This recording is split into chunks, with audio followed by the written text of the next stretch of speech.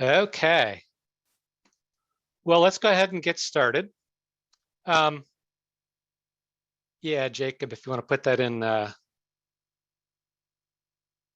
present. Yeah, there we go. Perfect. So welcome, everyone. We're doing something a little bit different today in terms of having myself as helping out with facilitation be outside of the room and just present virtually. And so to help make this work a little bit better, we're going to have some sort of a tag team between David Showalter and myself. And David's there in the room and he's going to help with the things that I don't necessarily pick up in terms of cues that I can't see from online, but I will be listening very intently. So David, you want to maybe introduce yourself to the group a little bit more? Sure. My name is David Showalter. I started with BF in the monitoring group here in 2023. I come by way of forest pathology and entomology from Ohio State, University of Minnesota, and most recently Oregon State. Looking forward to helping things happen. Great. Thank you. Yeah, let's go ahead and go on to the next slide. So we'll do a roll call. And if you could just say for the record, when I call your name, present either virtually or in person. So I'll go down the list here. Since Seth Barnes isn't here, we have Megan Tuttle sitting in, and according to rules, she has all the same voting rights as since she officially represents the group Oregon Forest and Industries Council that Seth does. So Megan Tuttle. Present in the room. Thank you, Terry. You're welcome. Thank you. David Bugney. Present virtually. Right. Stacy Detweiler. Present in person. Okay. Julie Furman. Present in person. Wendy Gerlach. Present in person. Casey Kulla. Present in person. Jason Robeson. Present in person. Josh Seeds. Present in person. Amanda Sullivan Astor. Present in person. William Tucker. Present in person. Adam Coble. Present in person. And then Kim Kratz. Present virtually. Great. And Kim, since some of us haven't met you before, would you be willing to give yourself, give everyone here a brief introduction, sort of who you are and your role in this process?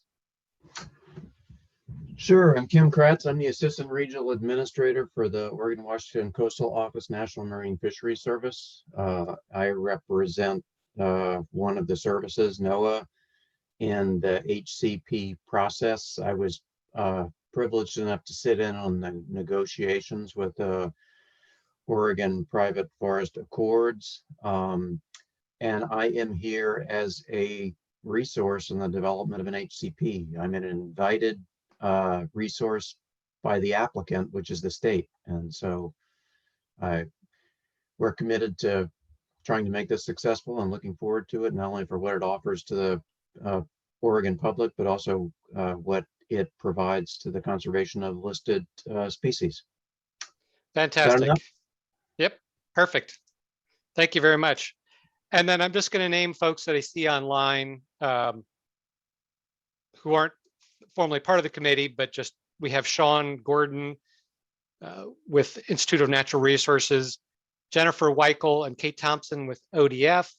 And then I see there was a TJ that I don't see anymore. Perhaps that person is no longer on the line. Okay, so let's go ahead and move to the next slide. So just a quick recap of the agenda. We'll have updates, public comment, and then a little bit about public meetings. We'll get to electing the co-chairs, then lunch, then IRST nominees, talk about those. and the AMC charter, and then wrap it up. If we could go to the next slide, please. So just some quick housekeeping. Meetings are public and recorded, and the recording serves as the minutes. And all of this information is available online. Reminder, side conversations make it hard to hear on the recording and virtually. If you're online, please mute yourself when you're not speaking. For those in the room, the restrooms are just outside the door there, and the exits, there's an exit both in the room and out the front where you came from. And if you walk out from the lobby or that door in the room, you'll be locked out. So you'll need to either knock on that particular door in the room, or hopefully somebody will notice you waiting outside.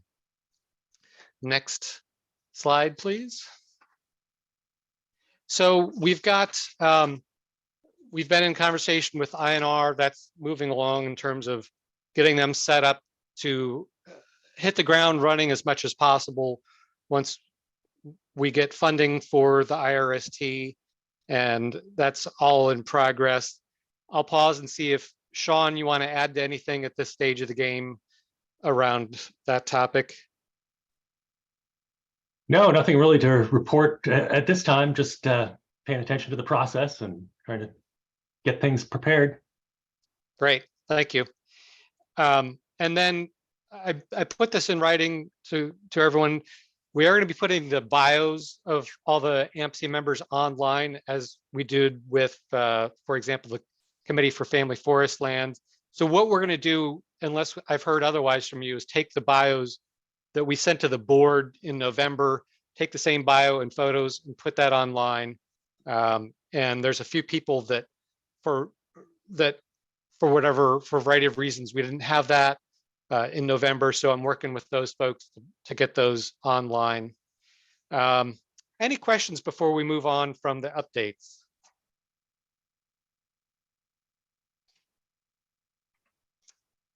I'll take that as a no. So let's go to the next slide. So there's a need for more training and information regarding your role as public officials and the associated public meetings requirements. And I wish we were more prepared to provide that. That's part of the growing pains of both a new committee, and ODF has quite a bit of new work on our plate.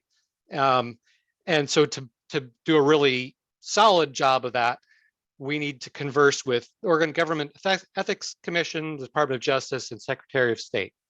However, I do want to cover one topic today that's related to that, and that's regarding making sure you don't accidentally have an inadvertent quorum or do a serial quorum. And so the background is that as a state policy and in law, we value having our meetings public. So we're required to do that for things like an official board advisory committee, such as this group. And part of that is making sure that both deliberations and decisions are done in an open and transparent way for members of the public to access. So if the AMC were to discuss business outside of a meeting, even if it was just one member talking to another member about AMC business, that both goes against the value of open meetings in terms of having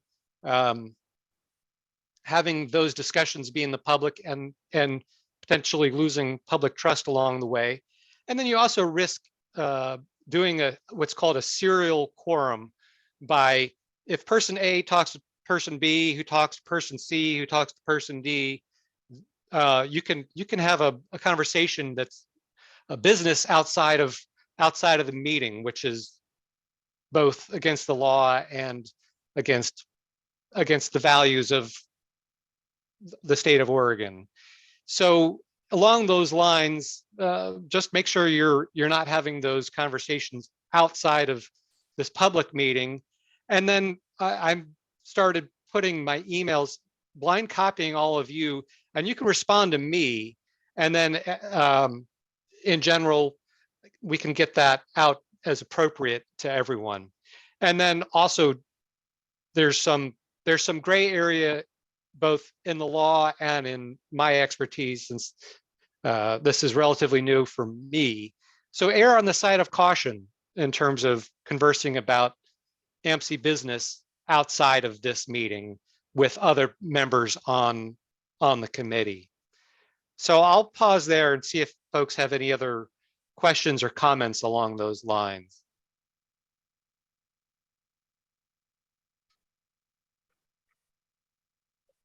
So Chair, this is Will. I was looking over at Casey.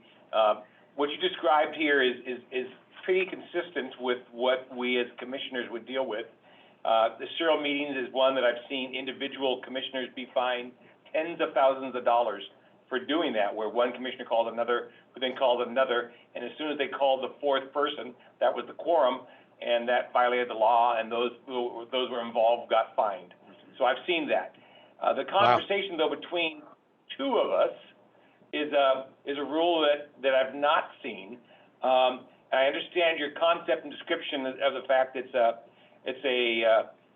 style, it's a ethic that we'd like to uphold.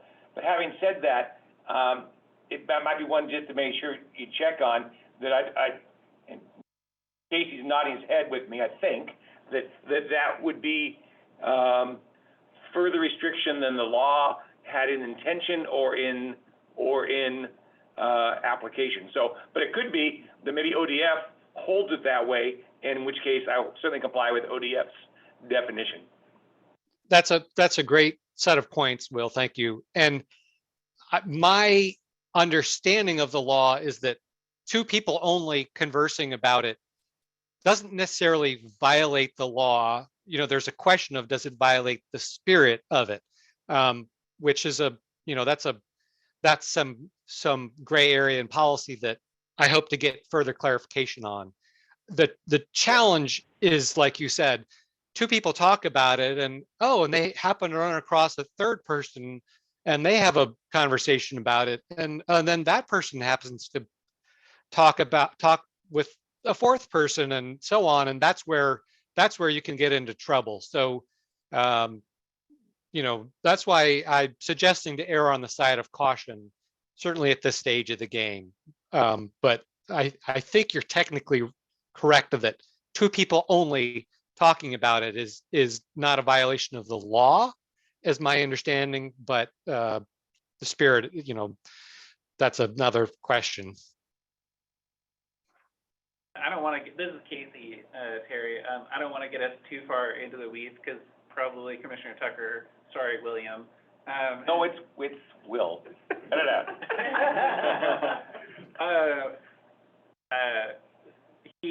Commissioner Tucker and Will has a deep understanding of this issue, and I also just want to flag that, practically speaking,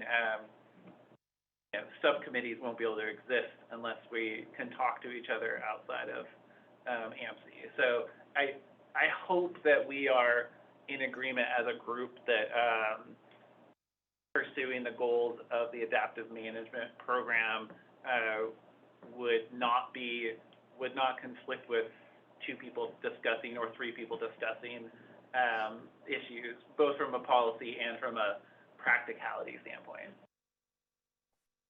That's just my caution. Mm-hmm. I think we're going to be better if we collaborate, recognizing the spirit of the law and the letter of the law. Yeah, I see that. And subcommittees is certainly a part of a consideration within your charter, and exactly how a subcommittee operates is something that we'll address later on in this meeting. Other thoughts or consideration before we move on? Terry, this is Megan. I would just like to second what Will and Casey shared. And you also have to keep in mind that you're going to have co-chairs, and your co-chairs are going to have to be able to talk to each other. So it might be important to go back and talk with your legal counsel to understand the difference between a decision that is going to require a vote and asking people how they're going to vote versus having a conversation about how the meeting's going to be set up, where the meeting is. Sure, absolutely. And Yep. I think if you can differentiate between what is actually in the law and the spirit of what people are allowed to talk about versus those fines that we have heard about in the past and some examples of those, you could separate out exactly what's going on here so everybody's on the same page. Yep, I agree. And I will certainly be conversing with having those discussions internally because it is important. And you're right, the co-chairs will need to talk about some of the mechanics and functioning of the committee. And so point well taken. Thank you. Yeah, this is Stacy. Thanks, Terry, for raising us at the beginning. I know a number of us have been asking about it and appreciate that you all are making progress on that path, but the sooner the better, I think, so we can all be on the same page. Yep, that makes sense. So anything else on this topic before we move on?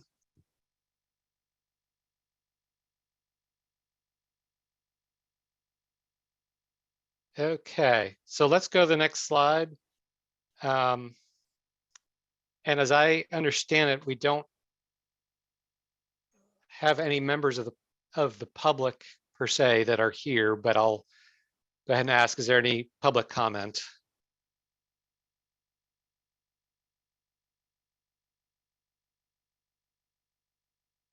Okay, let's go to the next slide. So last time you talked about having co-chairs as the model and for how to run the meetings and put some language in the draft charter about that, and wanted to just raise this question and see if anybody wants to make a motion regarding co-chairs. Yeah, Terry, this is Amanda. I'd like to motion to have Stacy Detweiler and Seth Barnes as our co-chairs. And this is Okay. Casey Kula, he's with. Take it from I'm yourself. so sorry, I was looking at the screen, I should have been looking at you. You're good. I'm sorry, I didn't capture what you said, Casey. Casey Kula seconds that motion of Amanda Sullivan Asters. Okay. Open this up for discussion. I was wondering if Megan was aware, this is Will, that Seth was going to buy us drinks at the end of stay in honor of. What? You guys are blowing it. You're blowing it. You're blowing it. Did you talk about? I was just happy about the drink. That's why I'm laughing. Very good, very good. Good point. So,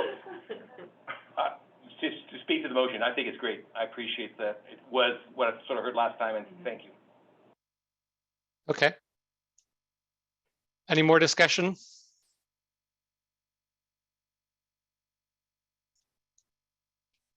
Terry, this is Josh. Yep. Raising the question, since we stagger the terms, do we need to determine that now as part of the motion? I think that's probably warranted.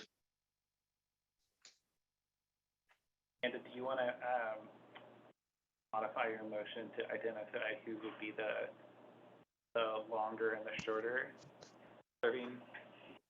Yeah, is there any discussion on that? Is there any? Stacy, You're the one being pressed to the front. Yeah. Well, and I think both of you guys, as far as term on the committee, have the same term, right? Yeah. We do.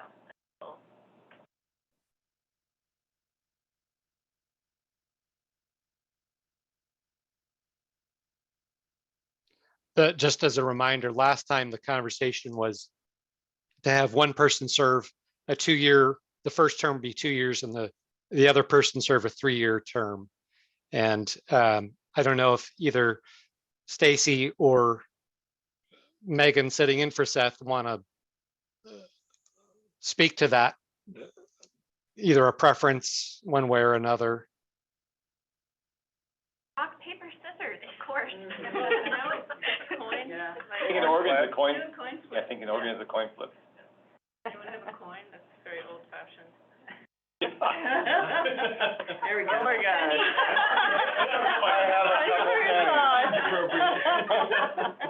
All right, so, One pick. Yeah, do you have a preference? Tails? Tails? Tails, and then Stacy would have the longer term? Oh. Yes. It's heads. It's heads. So funny, I thought, oh, she'll choose. The coin flip procedure's on page 2 of the charter. Yeah. Bring it back. So- Provisions for him Yes. on the floor, right? So according to the coin flip, I will, modify my motion if now is the appropriate time. I'm not a expert on Robert's rules. You're good. I brought Robert's Rules of Dummies book. I went and bought one for this group to go to deliver. So I'll, modify the motion. So I will motion to, put forward Stacy Detweiler and Seth Barnes as co-chairs with Stacy's term ending after 2 years and Seth's ending after. Great, thank you. I would second that motion, Casey. Okay. Any further discussion?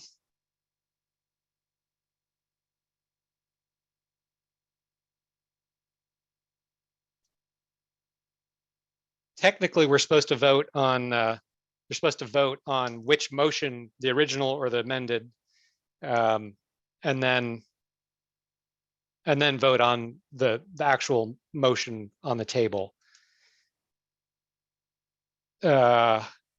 So let's see here. Let's go ahead and do, go ahead. Sarah, you haven't, oh, sorry. I was just gonna say, I move that we vote on the amended motion instead of the original one, because I thought you were asking for that.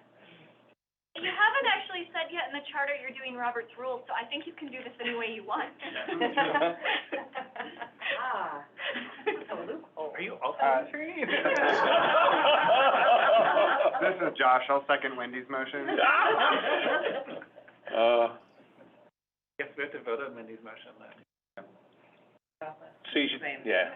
Or we could just withdraw all three and have Amanda start over. Okay, so I'll go ahead and follow Robert's rules here just for the practice. So I'm going to do a roll call vote to stick with the second motion, the amended motion. So I'll please say aye or nay if you agree with that. So Megan Tuttle, Aye. David Bugney, Aye. Stacy Detweiler, Aye. Julie Furman, Aye. Wendy Gerlach, Aye. Casey Kula, Do it aye. Jason Robeson, Aye? Josh Seeds, Aye. Amanda Sullivan, Astor, Aye. William Tucker. Aye. Okay, so the amended motion passes in terms of which one is going to be voted on. Now, the motion on the table is to have co-chairs Seth Barnes acting as on a 3-year term and Stacy Detweiler acting on a 2-year term. Do a roll call vote on that as well. Megan Tuttle, Aye. David Bugney, Aye. Stacy Detweiler, Aye. Julie Furman, Aye. Wendy Gerlach, Aye. Casey Kula, Do it aye. Jason Robeson, Aye? Josh Seeds, Aye? Amanda Sullivan Astor, Aye. William Tucker. Aye. Okay, the motion passes unanimously. So with that, let's take a 15-minute break and get back together at 12:40. Go ahead and grab lunch and we'll reconvene at 12:40. Good job, everybody. Perfect. Yeah. First order of business. Yeah. That's why I was like, How's lunch, everyone? great, thank you. Wonderful. And thanks to Jacob for organizing all that, making sure it's plenty and on time and good quality, et cetera. Has been good for It looked delicious. pretty, Do you remember what side we're on? We'd have to bring Yeah. up lunch. That's right, yeah. So used to not being Trying to learn a lot. Are you there, Steve? So yeah, let's go ahead and reconvene, folks. And so technically, Stacy is now the co-chair, and tag, you're it, Stacy. Caught you with your mouth full, probably. Is that my hand off there? We could go ahead and move to the next slide if you want to just hand it off, To the races. Stacy. All yours. So that was a little unfair to Stacy, but in the future, we're going to be coordinated quite well. And since this is the beginning of that process in the middle of a meeting, I'll go ahead and keep leading this part of the conversation. So I'm going to lay down some big picture information about the IRST nominees process, and that'll give you folks a chance to keep eating, but by all means, jump in if you've got questions.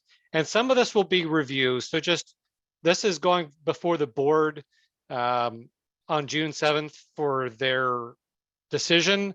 It's going to be as a consent agenda item is the current plan, which means that your decision will go to them, and consent agenda is something that they typically approve it as a package, but they always have the option to pull it if they want to discuss a particular item. And so we need to have all our materials for the board done by the end of April, is how the process works. Next slide. This is just a reminder, you've seen it a number of times. The committee needs to have at least 5 people, be an odd number, include one of each of these 3 groups. They need to have an advanced degree in relevant natural resources. Their role is to conduct and oversee research requested by you folks, and then report back to you and the board on the research findings, including in doing that in lay terms. There should be participation grants, assuming we receive the funding that's in the governor's recommended budget. And this is a one-time nomination on your part, and afterwards the IRST themselves make suggestions to the board for future members and additional members. Any questions on all that review before we go on? Gary, I should go to Madam Co-Chair. Question real quick. Jason Robinson for the record.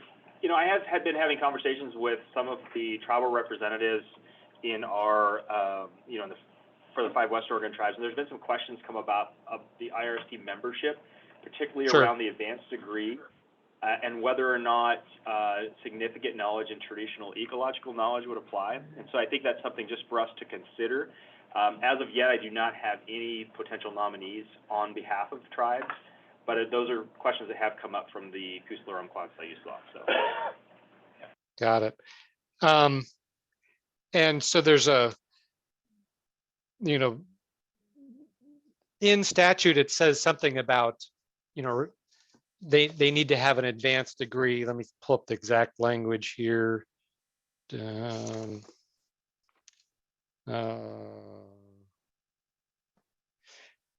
The team shall consist of the voting members on the IRST must have a demonstrated subject matter expertise in a relevant field and a graduate level degree in a relevant natural resources related field. such as forestry, silviculture, ecology. So, you know, the graduate level degree includes masters and PhDs. That I'm not sure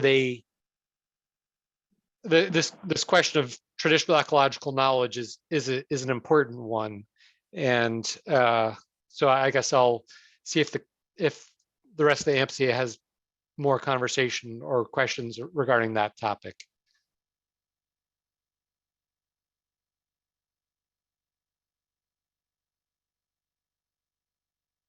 Well, Chair and Terry, and Jason, it seems like a very important area, and I would say that if we had somebody, if you, Jason, had somebody, I'd be like, let's put them in the mix and then figure out how to make the definitions work. Given that we have a tight time frame, I wonder if there's a way to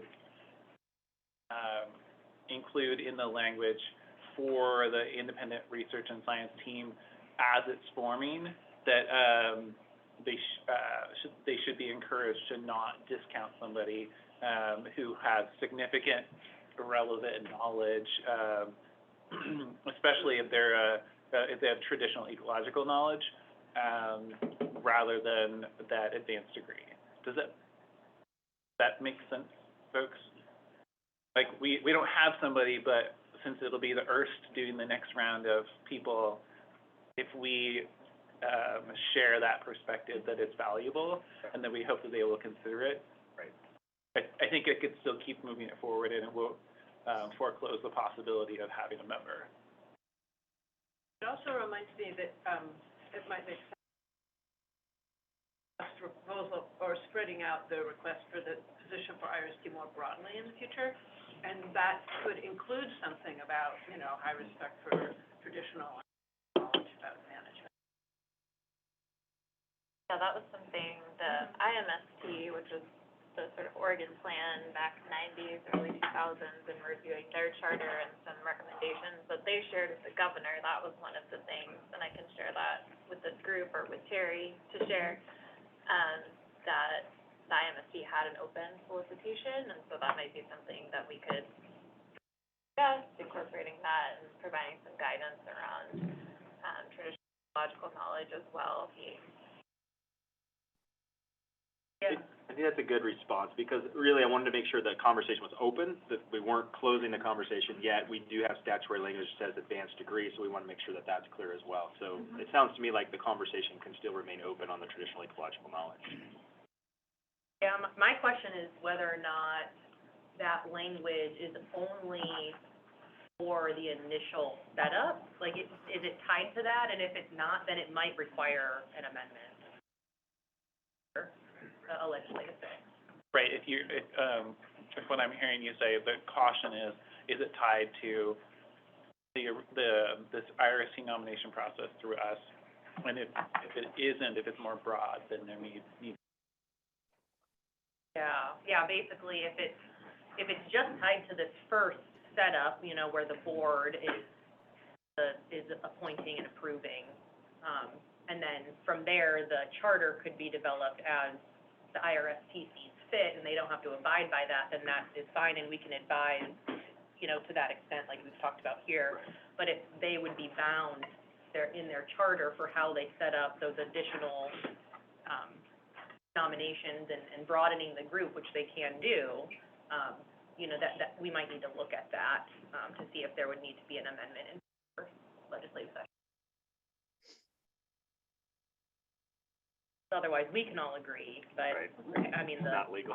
But Not the legal. statute Right. is a statute, Yeah. so, but I would agree. I mean, I think that with that, you know, the hope would be that they would have some understanding of the scientific world and research and all that, or have engaged in those things, which I would imagine somebody we'd be proposing would, but,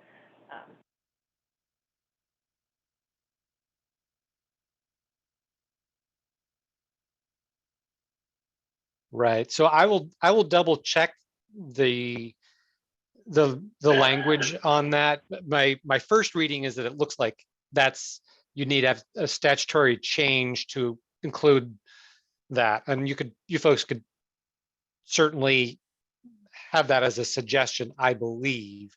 But I need to double check even that. And go ahead. Well, Terry, it's Will. So I look at this and it's actually the administrative rule, which would mean that you actually don't have to go to the legislature to change it. You actually can go to the Board of Forestry, I believe, and let them change that section. So I think you might actually have a little more liberty there. No, what I'm reading is actually the statute. It's Senate Bill 1501 itself that says the team must, voting members must have these things. Right. I hear you reading the bill, correct? But the bill Yes. is not the rule that's in the law.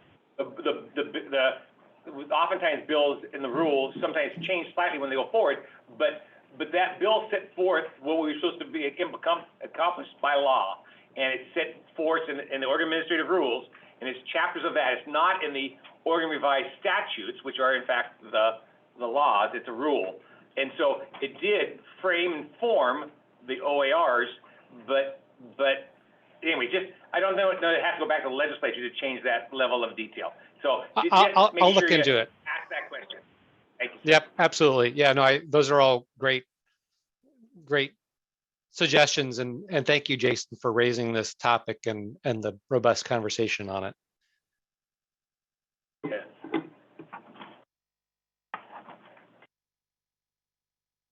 Other questions before we move on to the next slide?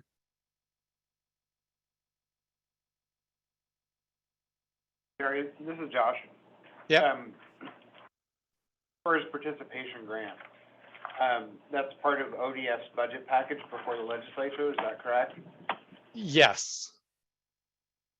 So you'll know probably sometime in June.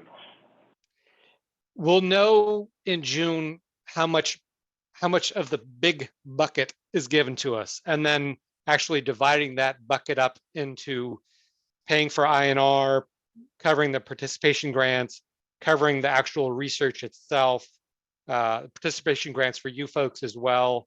So there's a number of things that have not been ironed out, in part because we want to see what the appropriation is, and then from there, and we still need information from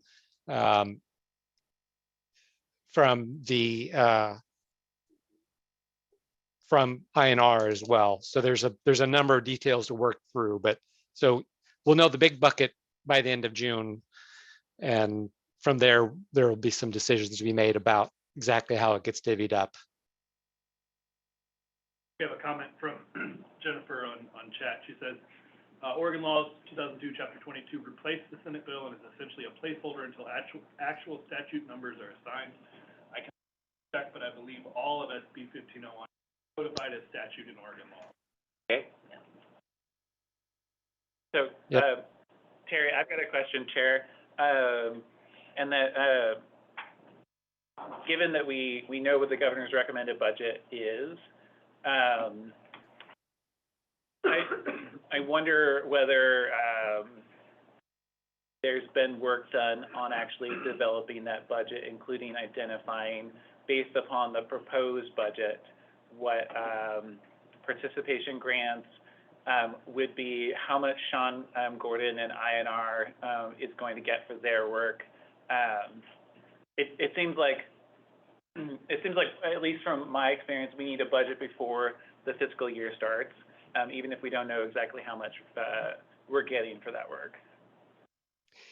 Yeah, so that's a little bit above my pay grade, and first of all, we're working out the details right now with INR. They're doing some scoping work to assess that, and I'll let Sean speak in a moment about that. And I think I probably described that a little bit inaccurately. It's not like we're going to twiddle our thumbs until we get the appropriation. I think there's some thinking going on. It's just not at my level. So I will certainly work with Adam and Nick to see if we can get some more details on that. And I don't exactly know the decision timeline on that in terms of how much are we deciding before we know that, or are we doing a draft? And I don't know if Adam, you have more to speak to on that topic. Yeah, I think Terry, what I kind of hear you're saying is we're gonna, whenever, hopefully get the funding, that policy option package, that we'll hit the ground running once that funding is available. And that's something that Terry's kind of getting ready, including, I mean, we'll probably take a look at, have a budget prepared that, so there's a plan. But in terms of the appropriation, it's not gonna be a certain amount to grants and then to INR, it's just gonna be one. We'll work with our fiscal analyst to figure out, you know, how to distribute that funds and INR as well. Helpful. So to clarify, then you don't have a formula, and I'm sorry that I just don't know who to direct this to, so maybe I should just direct this to Chair, and that would be unfair to you. But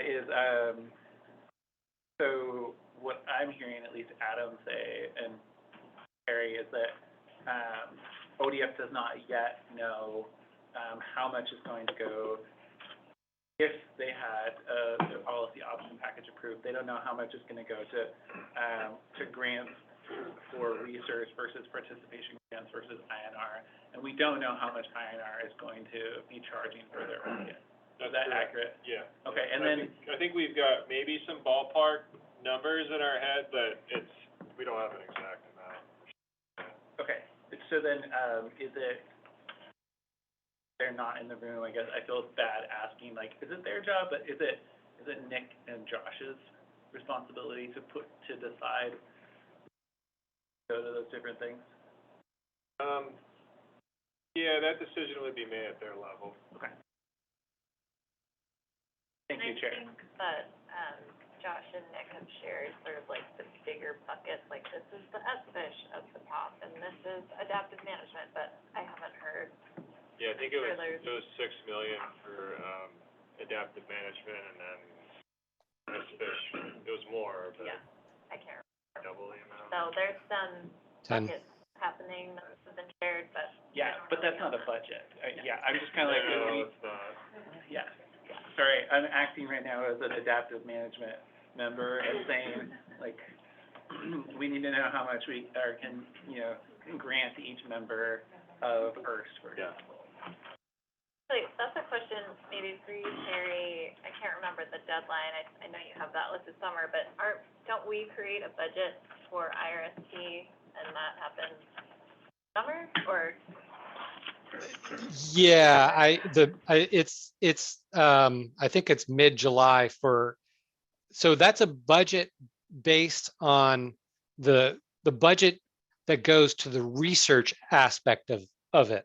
So that's once there's some research questions and some preliminary information back from IRST, and that's all going to take a modest amount of time to get that information before you folks say, okay, here's our research priorities. Here's some estimates of what the work will cost. And then this is what we're going to forward to the board. So that's not expected for you to have that budget this July in particular. So over time, there will be sort of a cycle and a rhythm to this that we're in the ramp up stage and we're not there yet. Hopefully that makes sense the way I framed that. Yeah, I think so, but also totally hear your question, Casey, about figuring out what the specifics are for us to function and IRST to function. And Yep. Made a note of that to converse with Josh and Nick about. Terry, you were going to offer up comments to Sean too. I just wanted to know. Oh, yep. Thank you. Sean, I don't know if you want to add anything at this stage of the game about that budgeting process. No, I'm afraid we're pretty much even more in the dark than other folks. So I think it'll probably have a lot of, we can present some options whenever we get to that stage, and it'll be pretty much, I assume, up to the committee and ODF is to decide what level of support they want from INR. Okay, that's super helpful, Sean. Thank you. I mean, it's helpful in that it's illuminating. why I'm not chair. Love that honesty though, Casey. I will be as kind as possible. So points noted. Are we ready to move on to the next slide?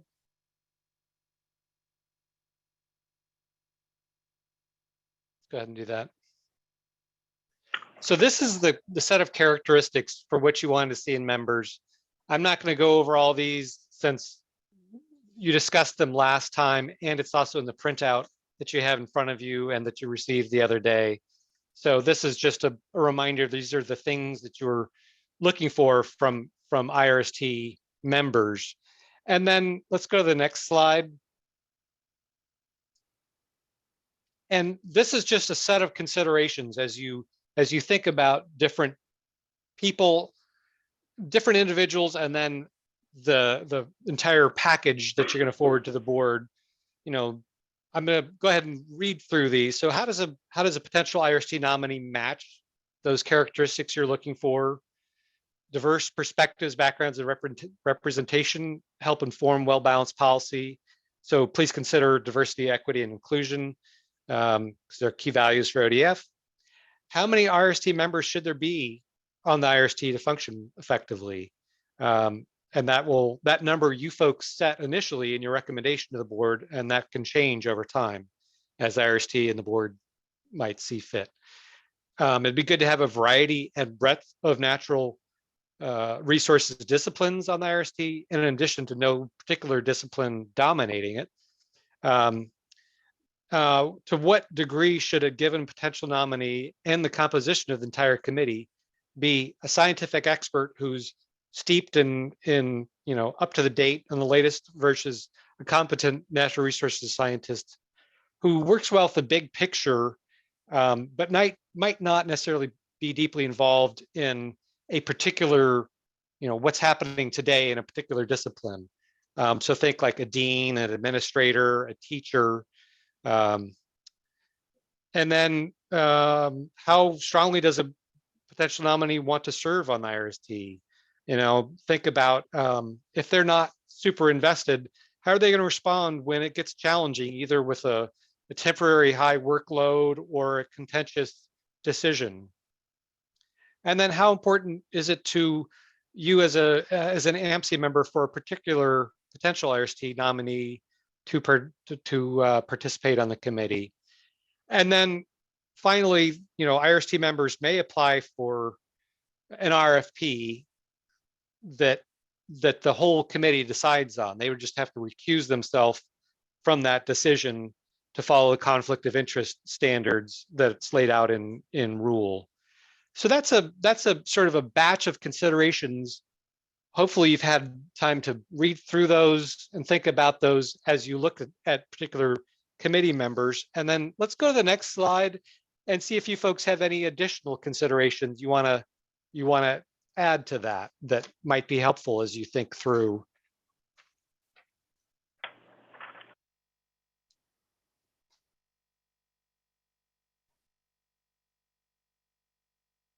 Thoughts there? Terry, this is Josh. One thing that I considered while I was going through and figuring out who I wanted to reach out to and see if they had an interest was how particular specialties or research interests align with the areas that we've really either had a lot of uncertainty during the PFA negotiation process or the identified initial study areas that were in the legislation. So, yep.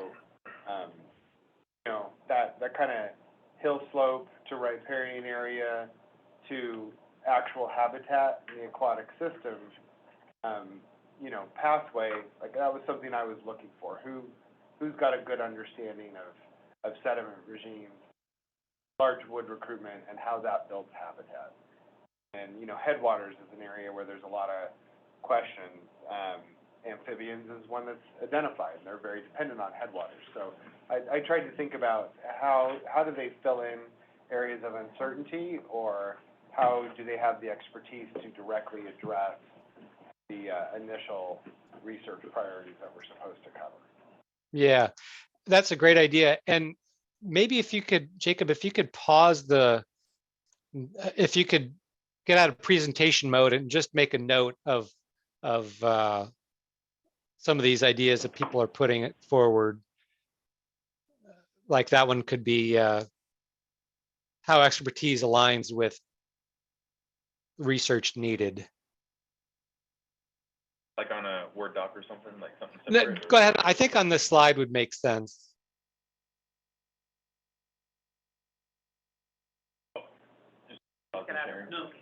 Just. Add a slideshow presentation. Just hit escape. Thank you. You're welcome. Now you can type. I love that. Wow. Elegant solution. Takes a village. What's the next idea? I'll let it Rephrase go that first. so I can Yeah. get that down. Sure. How expertise relates to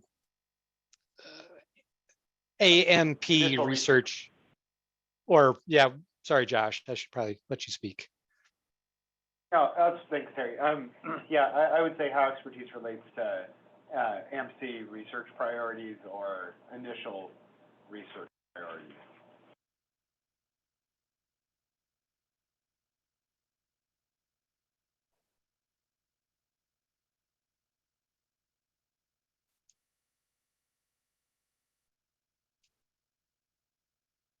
Perfect. Yeah. Anything else? The one, I wouldn't consider this to be a requirement of somebody to serve on the IRSP, but another thing that I thought about was if somebody had a proven track record of being able to work collaboratively with diverse groups, that they carry both that ability and experience.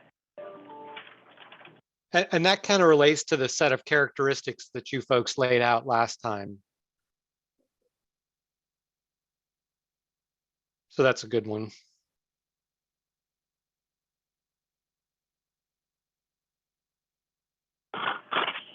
Anything else before we move on? So Terry, it's Will. So one of the things that I considered was where had they applied science to changing the management philosophies or practices? Had they been engaged in an effort to actually change, to take the science to the world?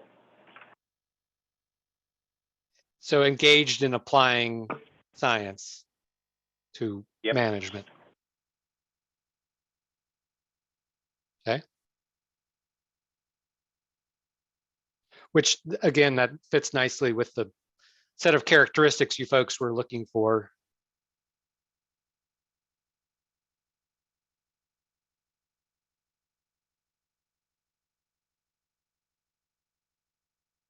So anything else before we move on?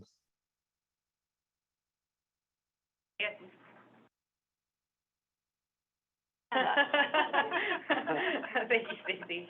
I guess one other thing that I was thinking about, in all practicality and reality, is if there's any sort of political baggage that the individual might carry with them, whether that be on the positive side or negative side. So would they, that would look like their participation to the public.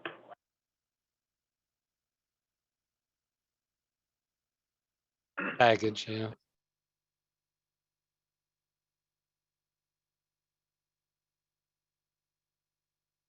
Okay.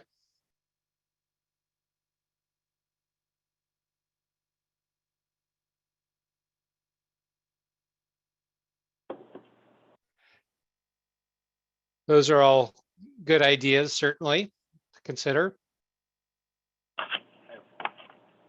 Gary, this is Jason. I have one last kind of clarification. So as we're thinking about the RSD membership, we're thinking two components, because in the statute, it requires a certain number of individuals with certain backgrounds, right? And then we're also saying, well, you have to have these other backgrounds in addition to being associated with a nonprofit, timber industry rep. So I'm curious how we clarify those roles, because there's going to be the science background and there's going to be kind of the representation from the various interests around the table. And so is there something we need to consider here in the process that brings those two together? That's a great question, and something that we've wrestled with, because there's nothing in statute delineating the process for who decides what is represents a particular public institution, timber industry, and NGO that promotes freshwater aquatic habitat. So there's nothing confining or delineating that, and that's a challenge. And so that, just naming that, and I think that's kind of what you're talking about. How does that overlap with the need to meet these other requirements of odd number and scientific disciplines? Did I capture that accurately? Yeah, absolutely. And I think maybe, as I read into that, it's really this group that helps navigate that part of the conversation, since there are representatives from each of them. So I just want to make sure that we kind of think about that as we go through the process. Absolutely. Yep. Sorry, Terry. Yep. And Professor here, hopefully he would join me in saying this sort of as going through the process. Maybe Megan can speak to this as well, but I think the intention in crafting this part of it was a little bit ensuring that there was thinking from that PSA author mindset, representation from the authors, from the industry authors, and a public university person. So that's kind of the lens that I've been coming to this from, which I know if you just read the statute isn't as clear, and obviously moving forward, we'll need to think about how that works, and IRST will need to think about how that works. But if that helps sort of clarify on the intent side, that was kind of the goal of that. And then creating a sort of looser requirement, that standard of having that research expertise in XYZ areas. So it could be open to other groups, but ensuring that those perspectives are represented. I don't know, Megan, do you want to add anything to that? I will after Wendy. Okay. Well, Sorry, I was just Wendy. going to say that to me it seems like as we bump into things like the rules, in order to clarifying that, we could keep a list of those technical points that when there's some sort of momentum, finding them going forward. That was my thought. Maybe. That's a great thought. I'm glad I didn't interrupt that. I'm sorry, Stacey, Wendy. Before you go, Wendy, it was a little hard to hear online. For some reason, it cut out a little bit. So I think what you were saying was something about capturing some of that somewhere, some of that thinking in some. Trying to be quicker and clearer also. My thought was that as we have conversations, we'll bump into things that are more on the level of technical corrections. For instance, the fact that the statute doesn't have the kind of detail you might want to see in the rules about what it means to be, say, a timber representative on IRST. So we could keep a list of those as we bump into them, and at some point, we'll have some sort of, mass of them that we can present and say, these are some recommendations we have for technical correction. Copy. Yeah, that makes sense.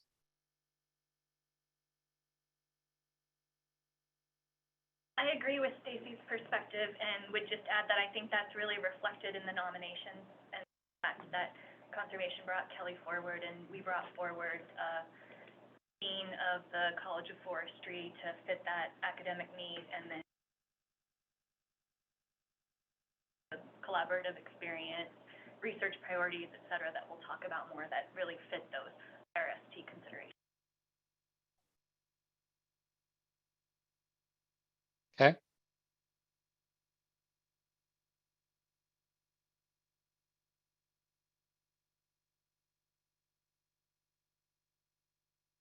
Okay.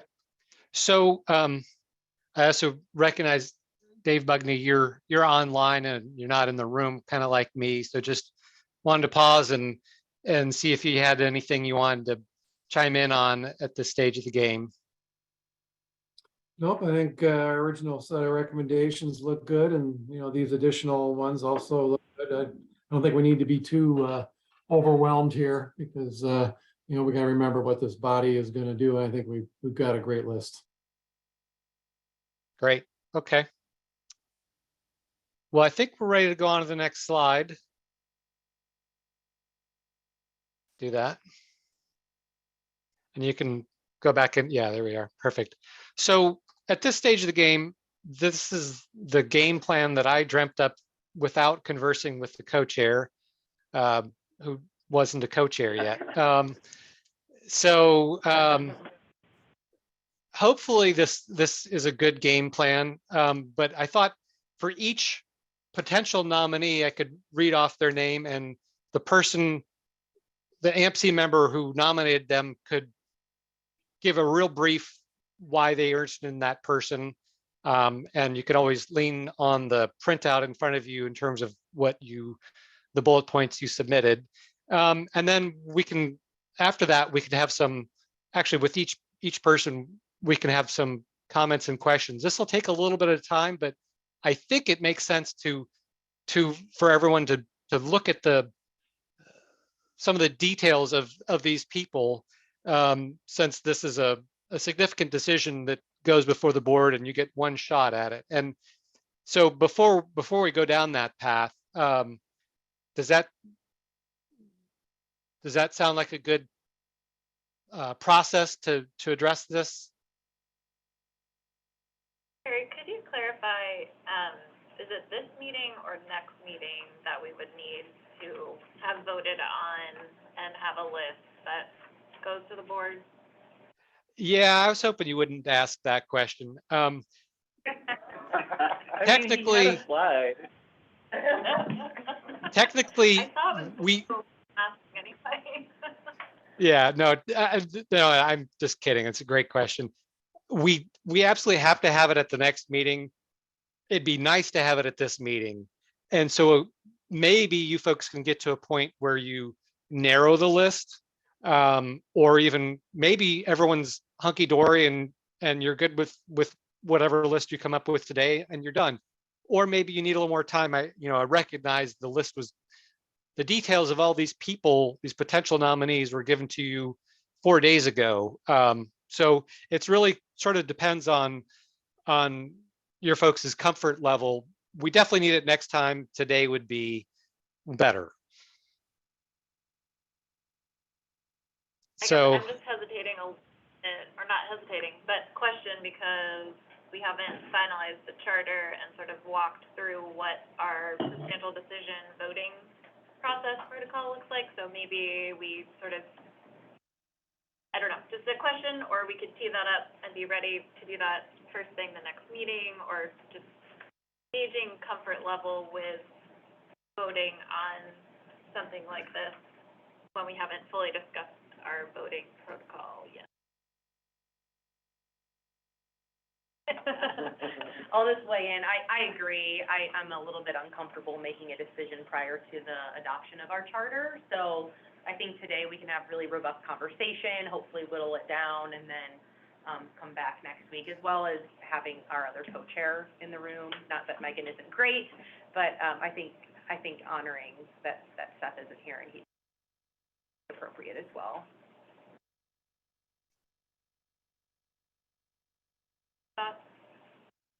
okay. I think we can do that. One thing to consider is I don't think today you'll actually decide today, or even first thing next time, you'll decide on the full charter right away. But the question of making substantial decisions is something that you could decide on today or first thing next time, just to help you be able to feel empowered to make that decision. Not feel empowered, have everyone on the same page of the decision making process and have agreement on that. Does that make sense? Am I hearing people say they might want guidance, decision-making before this discussion process, or just before the final voting process? Yeah, I think just. Okay. So Terry, I've got a question. I'm gonna jump in. I did this. So what clarity are people seeking, people in the room and David seeking around the process of making a decision that would either, what clarity could we have now and what clarity would be required in the charter? Like, what are the things that you're seeking before you're comfortable making a decision? But my thought is that we don't yet have, like, the definition of a central decision that requires a supermajority, 7-member vote, and we don't have a statement in the charter that we've adopted of what the quorum is for the committee acting. We're mostly here, so we have a quorum, but, and then we also don't talk about whether we elect a slate, and that's the decision, or we vote individually on individuals. So it strikes me there are quite a few unclear points.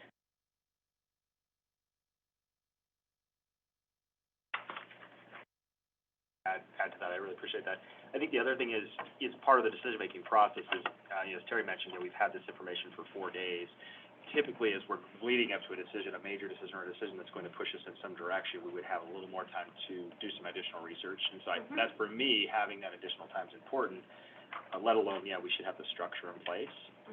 But, to go through this today, actually, I have no issues at all. I think getting that additional conversation started is important, otherwise we will drag this on. But I do think we need some framework before we can just jump ahead. Would it be possible maybe today talking through, sorry Terry, if I'm going off your script a little bit. You are in charge, yeah. Talking through the nominees, also talking through the charter, paying particular attention to the substantial decision component, maybe even outlining, to your point, Wendy, about are we voting on a slate? Are we doing this by candidate?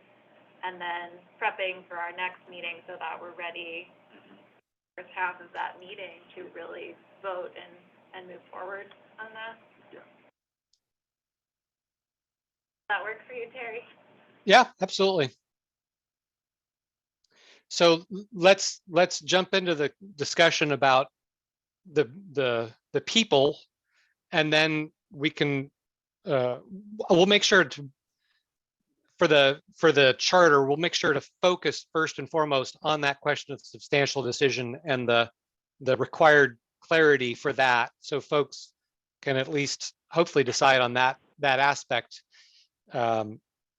or narrow that one down, and then also the process for how you want to vote, how you want to decide on the actual suite of nominees to forward. And there are a number of ways to do that. I've got some brainstorms there to help converse about that. So are folks ready to touch on to talk about the individual potential nominees?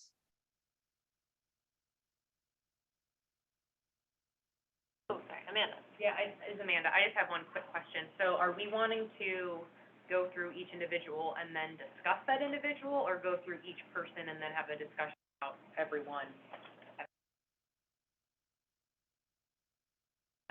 I have looked at all of them. I can't speak for everybody else, so I don't know how familiar everybody is with the materials at this point.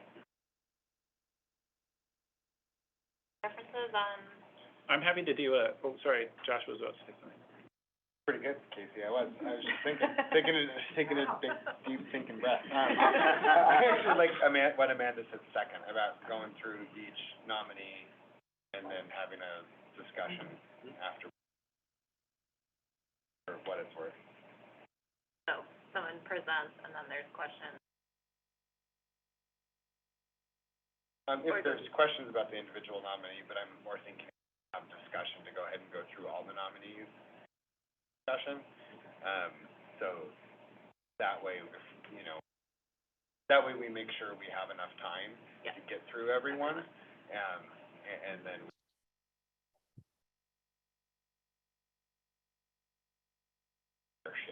Otherwise, we might spend, too much time talking about one or two nominees and then sort of give short.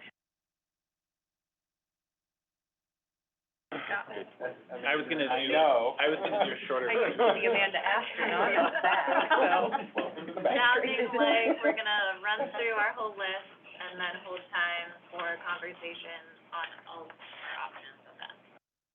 We just That follow sounds, that sounds good. So what I'll do is I'll read out I'm going to just do it in alphabetical order, the way it's listed in the document, and then let's try and keep this part focused. And then also when we talk about it as a group, we'll also put some time bound on that as well.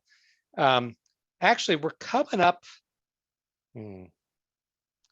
Let's take a 5-minute break right now and reconvene at 1:30.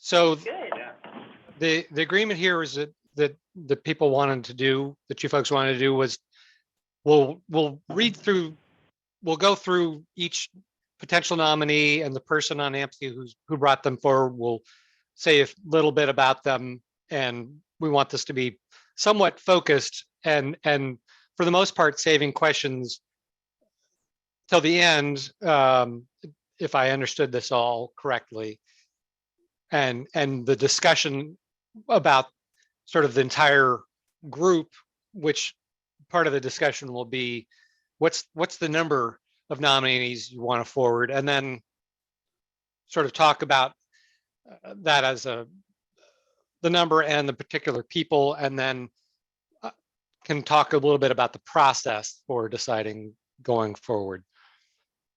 So with that, I'm going to go ahead and Julie, you're first up with, since I'm calling the potential nominees, going in the order of the potential nominees' last names. Yvonne Arismendi, you want to say a little bit about Yvonne? Sure. So Yvonne is, he would be a representative of a public institution. He's a professor at Oregon State University. He came to mind for me because a large part of his work has been researching interactions between contemporary forest practices and aquatic habitat, stream conditions. He also is someone who works collaboratively in a lot of different areas and is noted for his ability to, very engaging person, to work with a broad array of different people. So he immediately came to mind. Okay, great. Next is Ellen Morris Bishop. Casey, if you want to talk a little bit about her.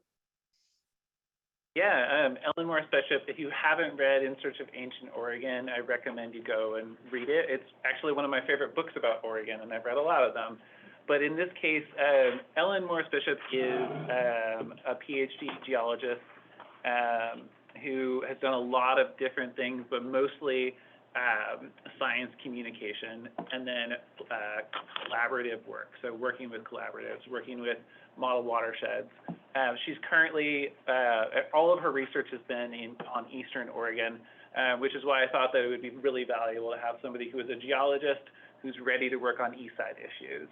She's also currently working with a large group of Native American tribes from Eastern Oregon and Southern Washington.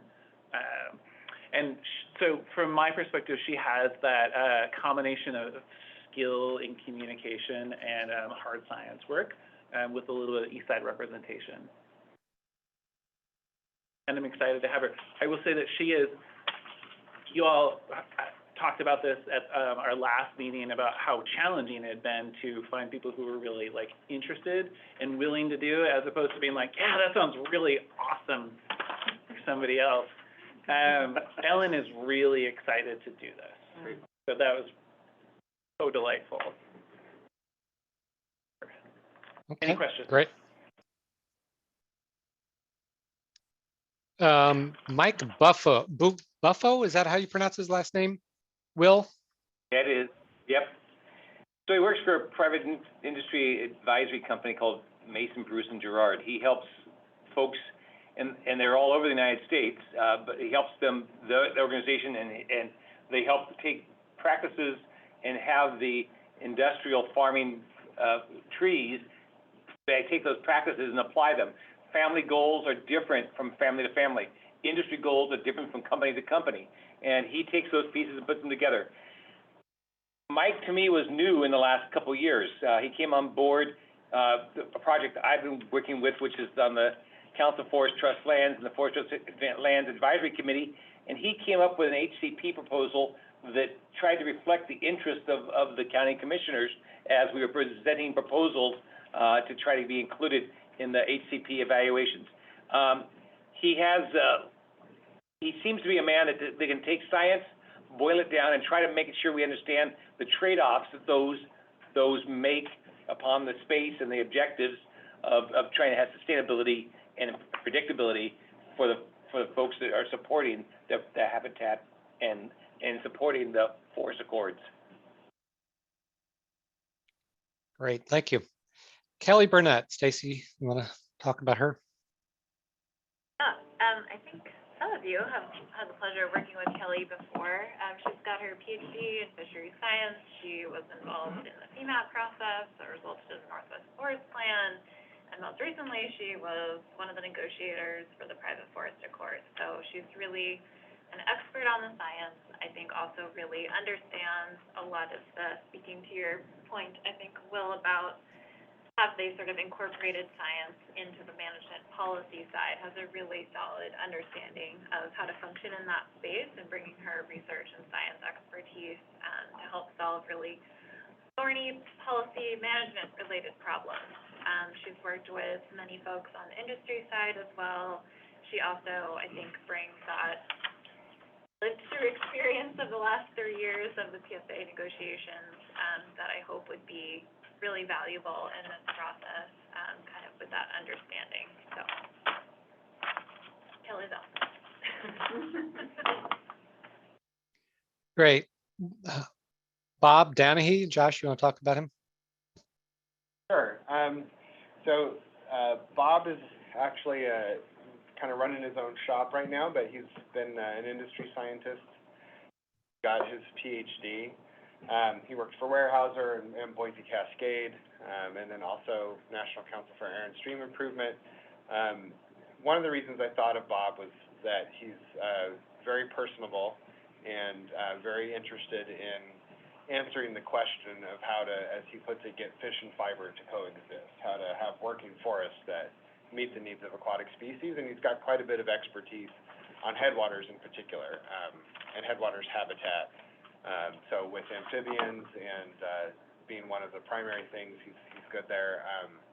As a collaborator, if you look at who Bob has published with, it's not just other scientists from industry. It's university scientists in the U.S. and Canada. There's public agencies like Forest Service scientists and so on. He's always had a large range of collaborators. And so I thought of Bob because I thought it was kind of important for the DEQ guy to bring forth an industry scientist, because we want to have that kind of collaboration across agencies and interests. And then, when I thought of that, I thought of Bob immediately because of his long history and his expertise on headwaters, but also he's just got a long history of collaborating with a lot of different people, and I think most importantly, going where the science leads him, even if a place of some discomfort. So, and that's an important characteristic, and very personable, but he's honest while being friendly and kind. So he has good personality traits, I think. Okay, thanks, Josh. So Tom DeLuca, and normally that would be for Seth, but I'm going to see if you're ready to talk about him, Megan. I am happy happy to have the privilege of recommending Dean DeLuca. He is a great fit for the public institution position, not just because he's the Dean of Forestry at the OSU and can really draw on those resources, but also because of his extensive experience from the managerial and administrative side of things, working in Washington and Oregon. He can really bring sort of that administrative perspective, how to set up and sort of staff a program and intersect with the policy people, the government entities, and the diva scientist personalities, because that's something that he has to deal with. He has published extensively. He's very good in the research space, but really fills some of those things that we were looking for on the sheet related to ramping up the program and starting something that was new. Great, thank you. Rebecca Flitcroft. Julie, want to talk about her? Yeah, so Rebecca would be another candidate that would represent public institutions. He is also on the faculty at OSU, which evidently we've got well represented here today. And I've known her for quite a while, and it wasn't until she gave me her CV that I realized, oh, she's actually better qualified for this than I thought she was. But in addition to having done a lot of work about the interaction between forest management and natural resources, also published repeatedly on community processes for managing natural resources, and has administered large-scale distributed natural resource monitoring projects. So she understands from the sampling design to the community coordination. She brings that all together into one package. All right. Thanks, Julie. The next one is Cheryl Friesen. Will? So Casey and I had the opportunity to hear her speak a little bit at Oregon State, the very beginning of a seminar on the last set of fires. So she works as a science liaison for the Forest Service. And at my table, I was at one of the breaks there and was sitting with a crowd of Forest Service guys and gals. They are the folks that make my life really livable in the summer times, and I really am blessed to have that connection.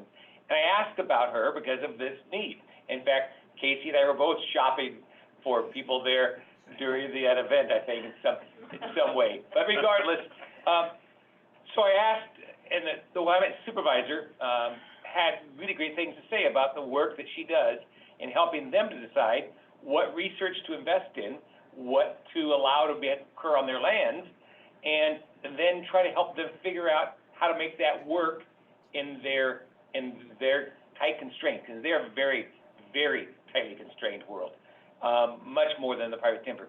I don't know her other than the conversations I had. I mean, it was a reach out by email, and so I do not know her as well as I've known others, but she is someone who, in terms of that staff there at the Forest Service, they thought the world of her, and that they felt like she's doing this today for them.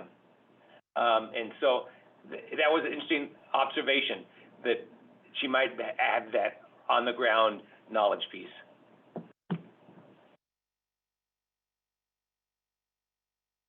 Okay, great, thank you. And And I assume she has an advanced degree. I realized I never checked in with her about that one. She did. Yeah. Okay. yep. Yeah. And next is Jessica. I'm not sure how to pronounce her name. Homiak? Megan?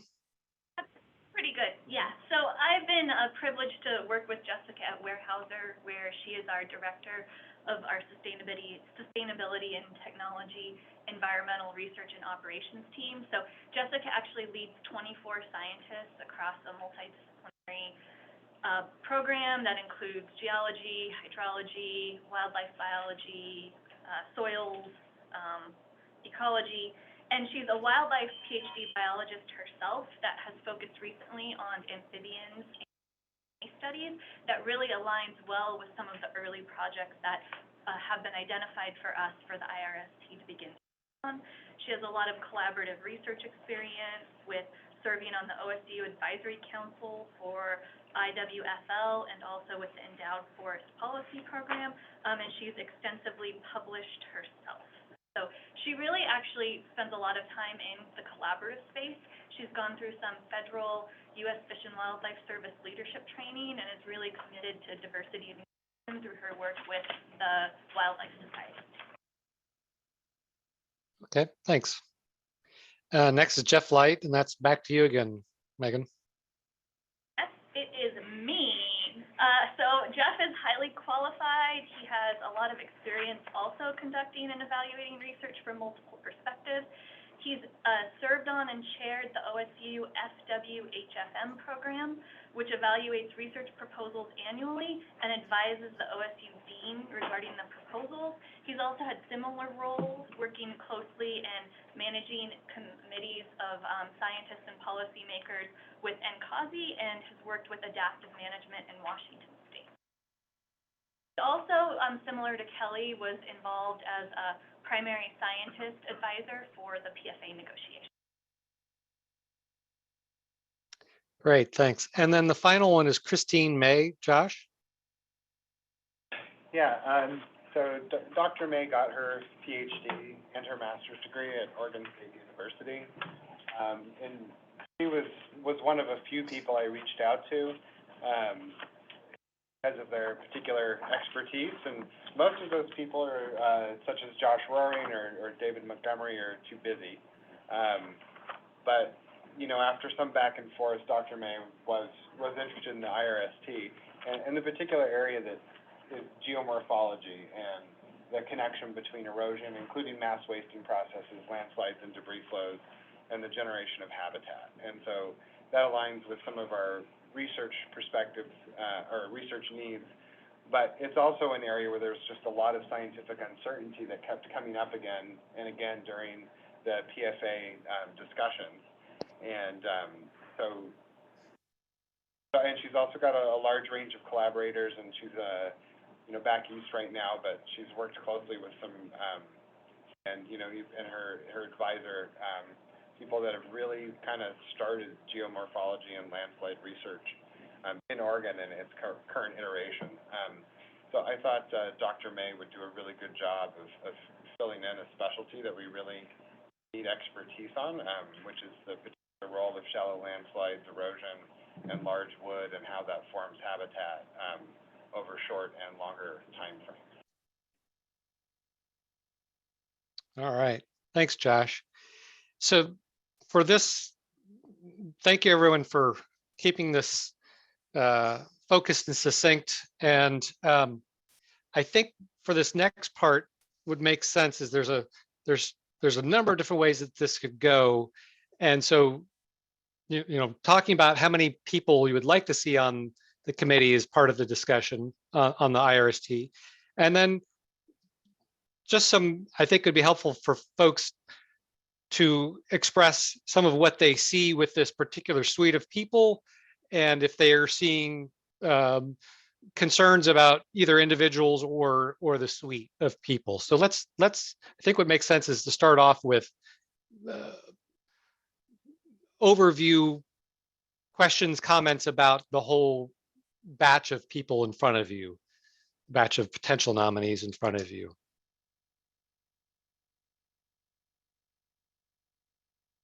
Megan and Seth, representing OFIC, just if you could maybe clarify a little bit if there's a particular person you're thinking that would maybe fill that industry versus the public university seat, or it's a little less clear to me what I'm thinking. The intent with putting Tom DeLuca forward was to fill that public seat, the managerial background, and then we think Jessica and Jeff both qualify and would be good additions for different reasons. But they're both industry people.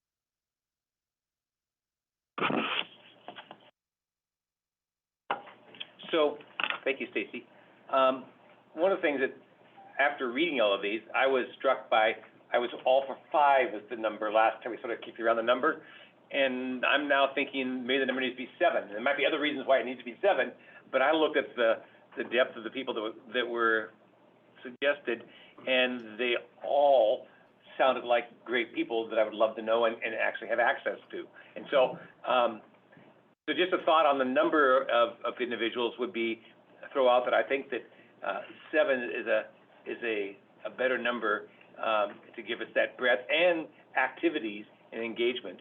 And then the other one is a little bit in lightness. I was looking at equity and inclusion and noticed that we didn't have the second half of the alphabet covered. And, and with the last name of Tucker, always in the back of the classroom, I want to recognize that there is nobody from the second half of the alphabet on the board. There's also no University of Oregon graduates. So that's okay. That would be okay. I'm all right with that. I mean, for balance and fairness, I was just looking. Balance, fairness. Sorry, Yeah. Stacy. Amanda. Yeah, thanks, Stacy. So I just wanted to highlight Tom DeLuca as well. So I think that having Tom on the committee as the public institution representative would really elevate the committee as far as, you know, who he is and what his role is at the university. And we need to think really diligently about what that would look like if Tom was on and we had other individual researchers that are from the university and what that relationship would be. Because I just perceive that could be a little awkward, because I think of the other, not that the other individuals from OSU are not extremely qualified, but they're the types of people that I might think would be actually doing the research rather than engaged in this particular, on this particular team. So just think we need to be really thoughtful about how we think through that public institution or public institution, that specific role. Up on that, or Jason, is your comment related to? My comment's a little bit different, so if you want to take on that first, yeah. Maybe just pause on the public institution. I feel like that one will a lot of conversation around. So maybe we can come back to that too, but. So my comment was really, it's a diverse group, and there's a lot of professionalism and experience represented in this. No specific questions around those that are being put forward, other than, you know, we had kind of a variation from very interested, I'm going to dive in and start tomorrow, to I'm interested. I didn't get the sense of, you know, where we at in terms of that very interested, time commitments, access to resources, things like that, to really take that to the next level. Because I think we have a very diverse group. We have a lot of really capable people here. Who are those that are going to be the ones to carry it through? That would be, so as we think about 7 or 5 or anything, that's what I think about, is the dynamics of the team moving forward and making sure that those that are going to be there are going to be there. I didn't get the sense that there wasn't anybody not going to be there, but I also did get the sense that, other than what Casey says, like, she is here, she wants to do this.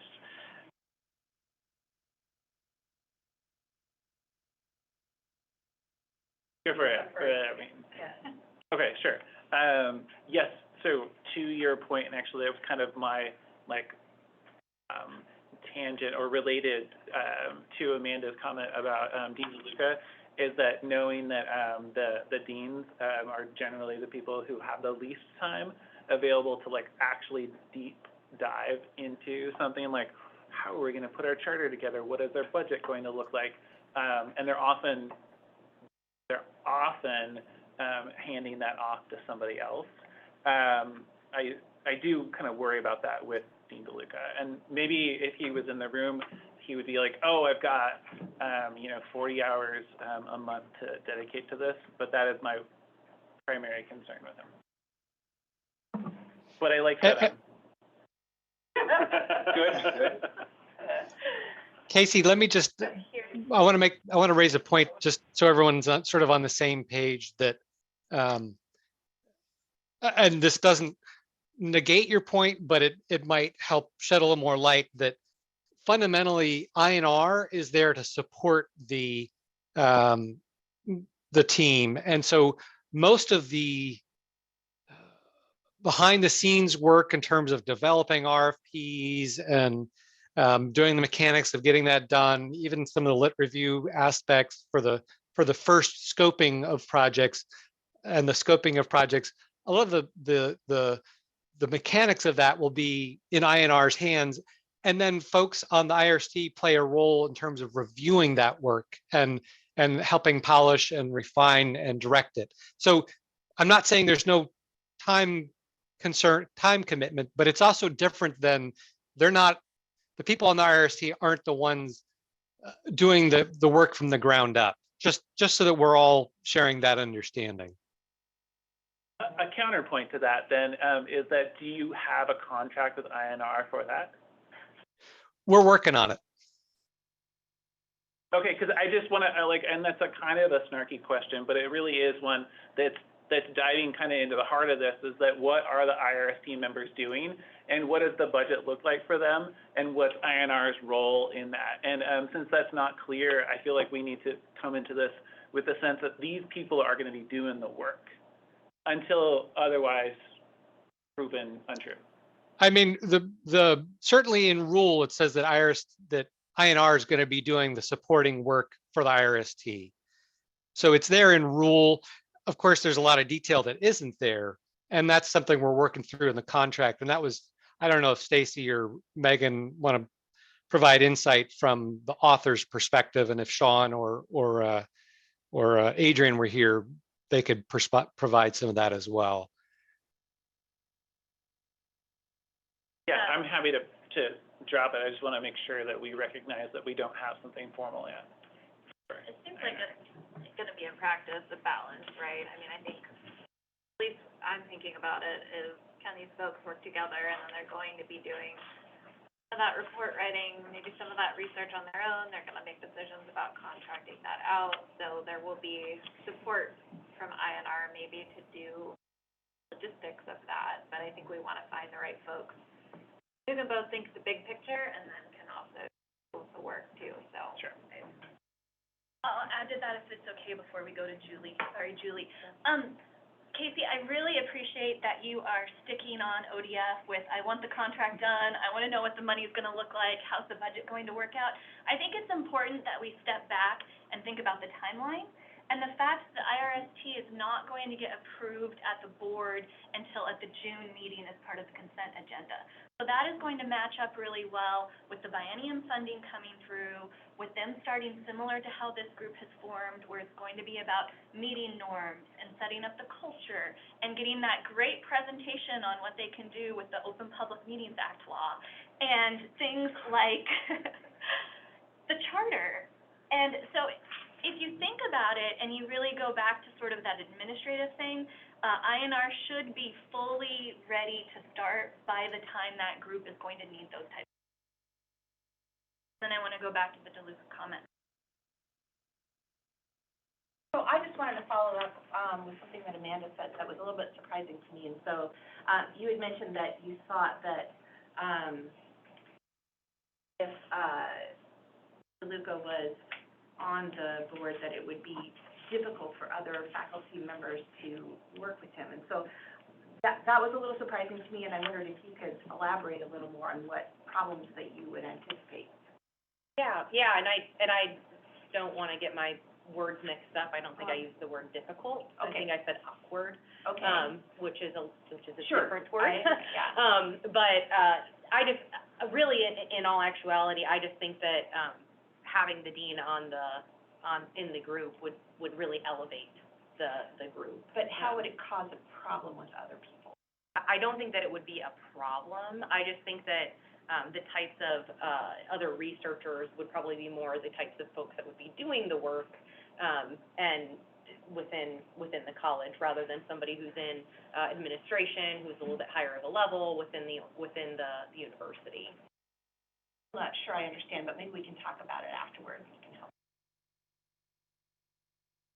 Or I mean, I think it's just, you know, I mean, I having guess somebody. I don't see how it would be awkward, and so Yeah, no, it would be helpful to understand. Yeah, just having somebody who's potentially your boss, be on the same exact organization, Yeah, I making don't think there's decisions. anybody in his department that's on the list here. Or somebody who, Yeah. you know, the same level. It would be like having the dean of a different college, but instead you've got a researcher underneath that.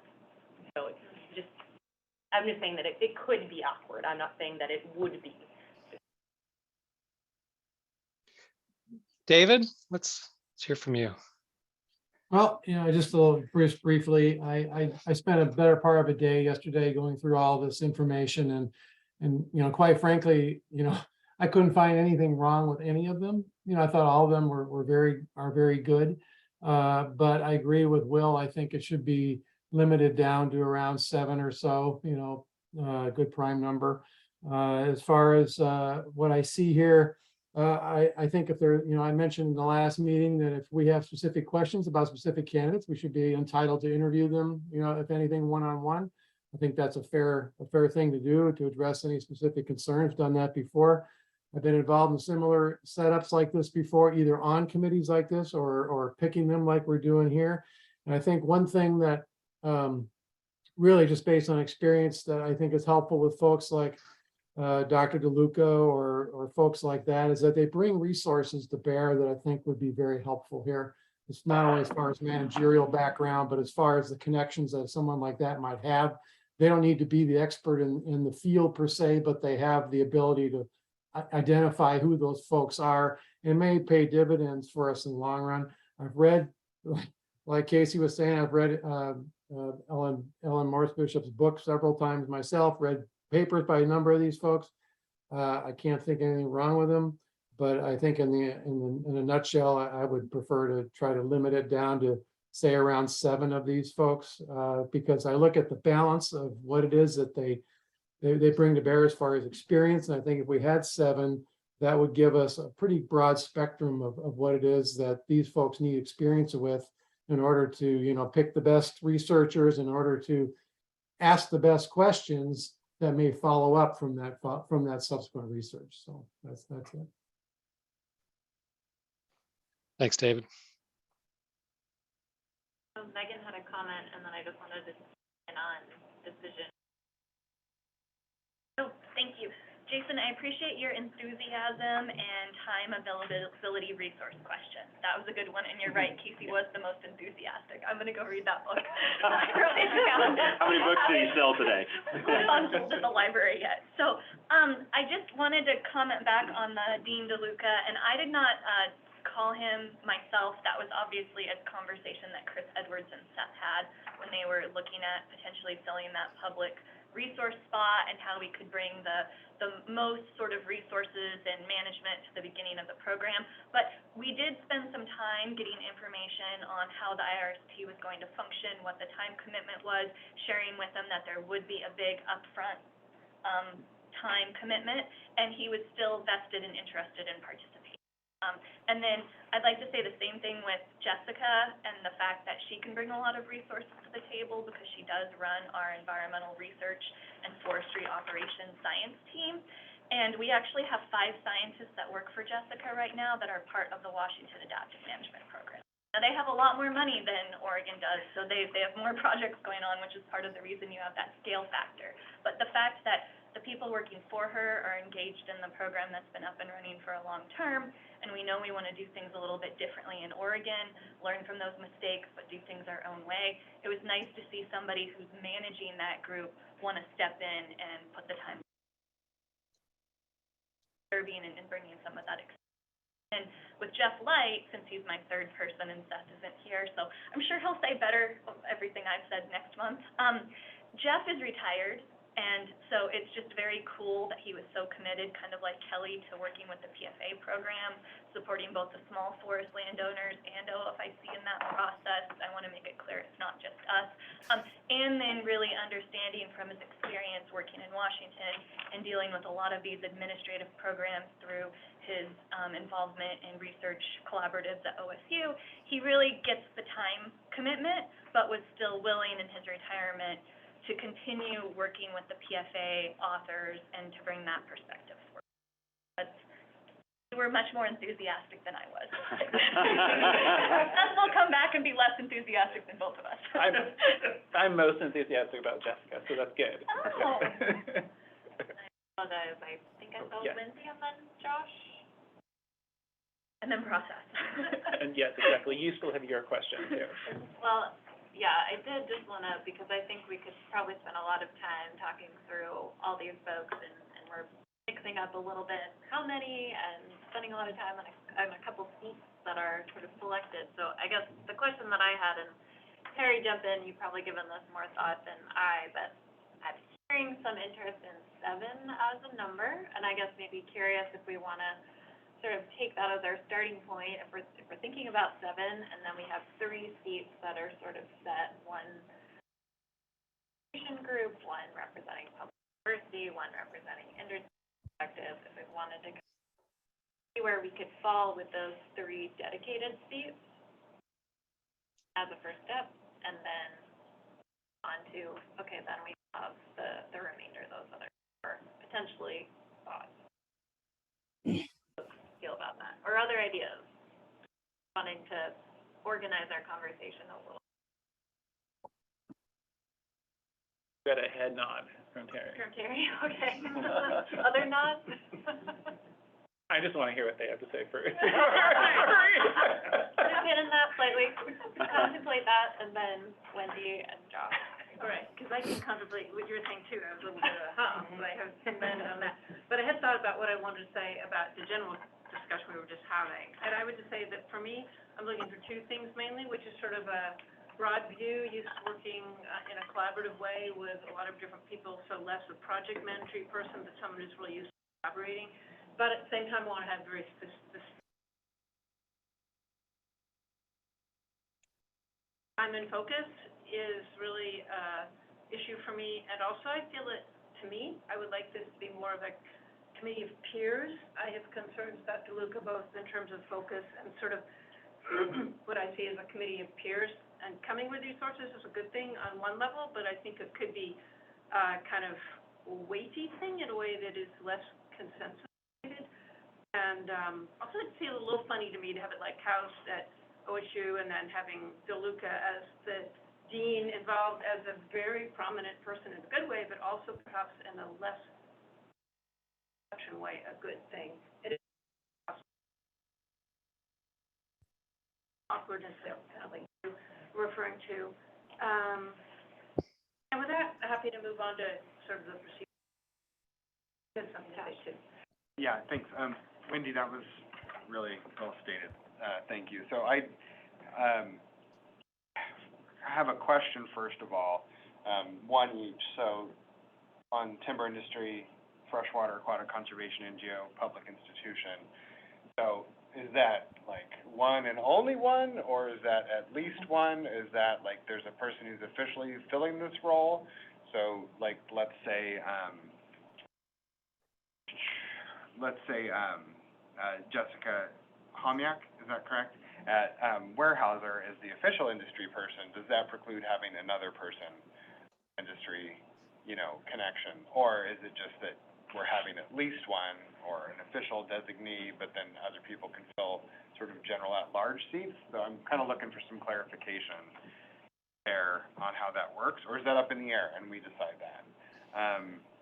And then I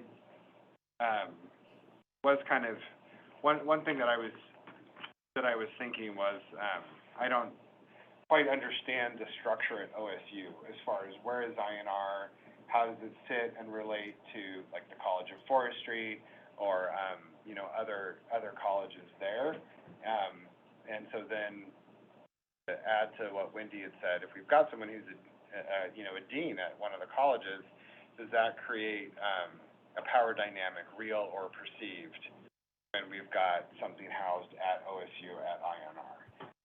And so I thought that was that occurred to me when Amanda mentioned the potential for awkwardness.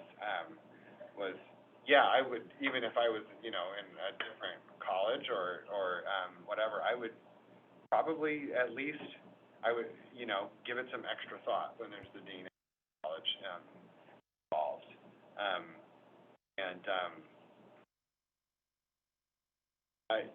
And then the last point was, it would be good to have some people who haven't, had important roles sitting on the IRST, people who have been kind of quietly doing their own thing or have, worked in other ways, but,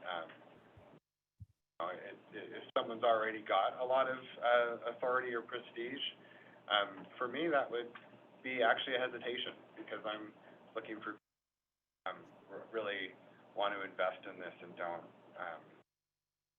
have a lot of other, avenues of being the best way to state that, but, that someone not looking to make their mark, but has a good reason to.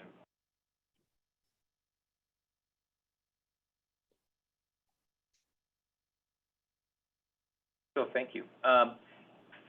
As I think about the RST, I was thinking that I was looking for people that were able to take the questions we're trying to answer, formulate those into research RFPs, figure out when they get back the proposals, weigh those things, figure out where the best match might be, get back and intervene and watch over that project as it's going through to make sure they're staying on task. Then at the end, when they get the results, taking that data or the summarization and again, moving it now back to us in a recommendation on how to do work.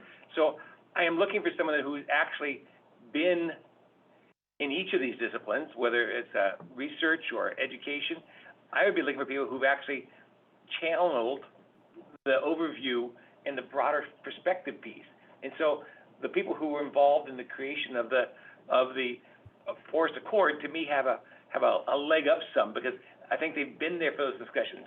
And your question about should there be, one number from OSU or one number from a university, or should it be two, or does it have to be only one? But I'm not sure that that's as important to me as having people that can do and stay at the level of what is the issue we're trying to solve, what's the question we're trying to ask, how is this research asking that question, and what are they collecting, and then how do we take the collected data and implement it.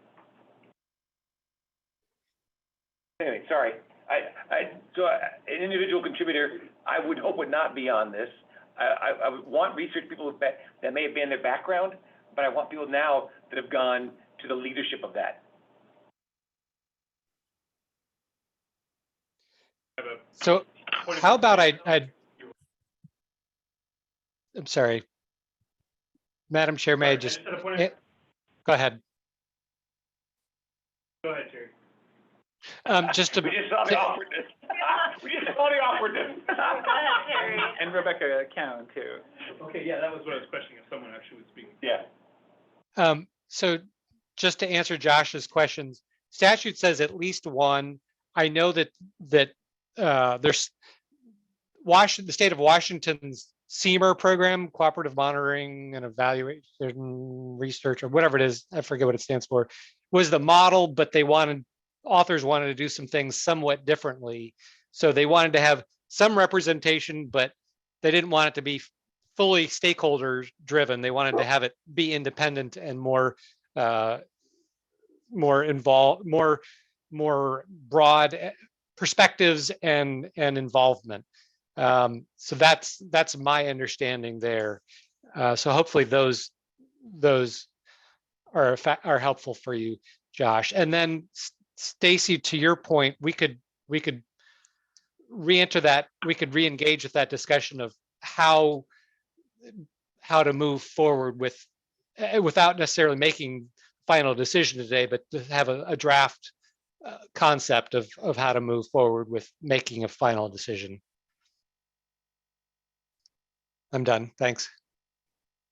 As it's related, because I don't want to get to Rebecca, for information, the Institute of Natural Resources is housed jointly Portland State and Oregon State.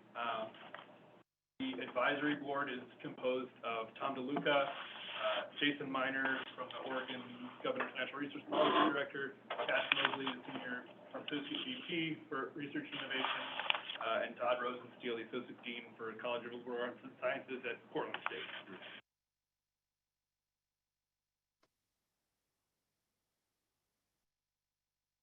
Rebecca, have a comment? Sorry.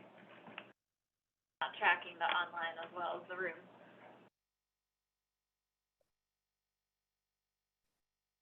Yeah, I think her microphone might just not be muted. And I have no again, comment. that's Amanda. Thank you. Amanda, you can go first. We might be saying the same thing. I don't know if we are, but, I was gonna say, I think Sean Gordon's on as well, and I believe Sean is Yep. with INR, so if there's any other additional questions for how INR functions, Sean might be able to provide some additional detail. Just wanted to point him out as a resource. Yeah, thank you. I meant to. Yeah, happy to answer any. I don't know if it came up, but Josh asked, where do we sit in the university? And INR was intentionally not put under any of the colleges. It was put directly under the research administration arm of the university. But as you commented, yeah, Tom DeLuca is on our board, although our board is not really an official governing body. They're an advisory board. So that's just a bit of additional detail. And yeah, please ask away if you have any more questions. Thank you. I was just going to say that all three of the nominees for Seth, who isn't here, would be more than happy to talk with anybody that had any questions. Another way to think about it is because INR is new to this process and new to the committee, it might not be a bad idea to have somebody on the committee that understands, that's familiar with how they work, that has some oversight on them, which ODF doesn't have currently, and it'll be interesting how the adaptive management program, INR, and IRST function together. And I think Tom DeLuca could have some.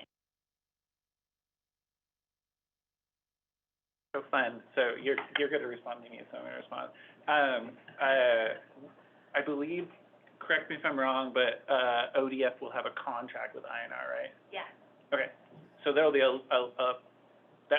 will be a contractual relationship as opposed to a supervisory, right? Yep.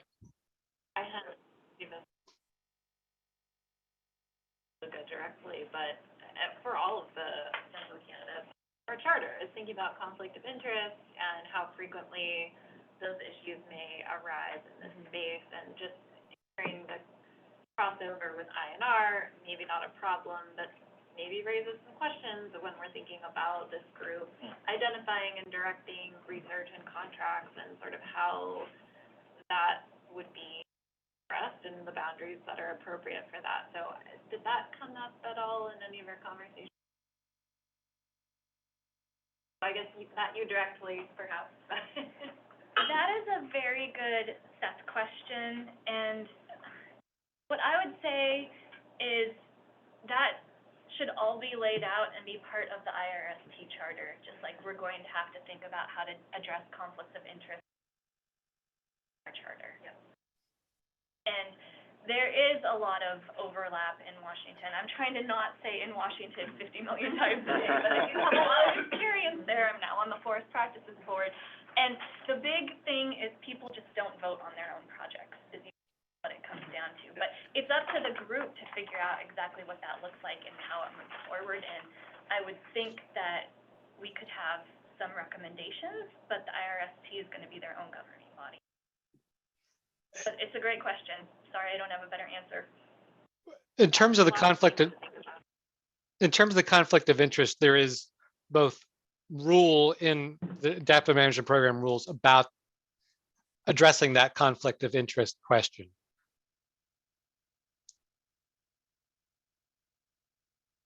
Sorry, do you mean in the OAR? Yep. What It's rule are you referring to? it's 629, 603, 0200. It might be in the. It might be in the. 6E. We're all diving for it. Yeah. I'll read it out loud. If an IRST member applies for an RFP, the IRST shall ensure RFP selections follow conflict of interest standards as established by the Oregon Government Ethics Commission. Sounds like something else you're going to need to do a training on. The that in the Yeah. technical basket. Add it to Wendy's list. So I feel So- like we've had a lot of discussion, sorry, Terry. Go for it. A lot of discussion about Dean DeLuca, which I think is good, given his position and pros and cons. And curious if there are other members that folks have questions about, maybe on that, and just give space if there are other folks.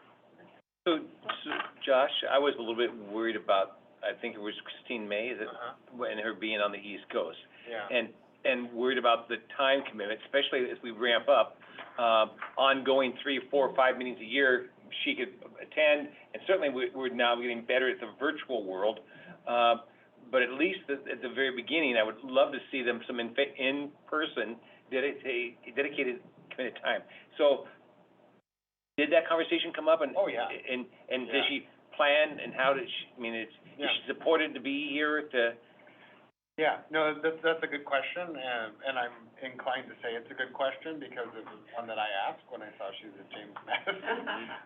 And so I think she would be primarily attending, virtually, but she is also interested in attending, in person, and she definitely understands of,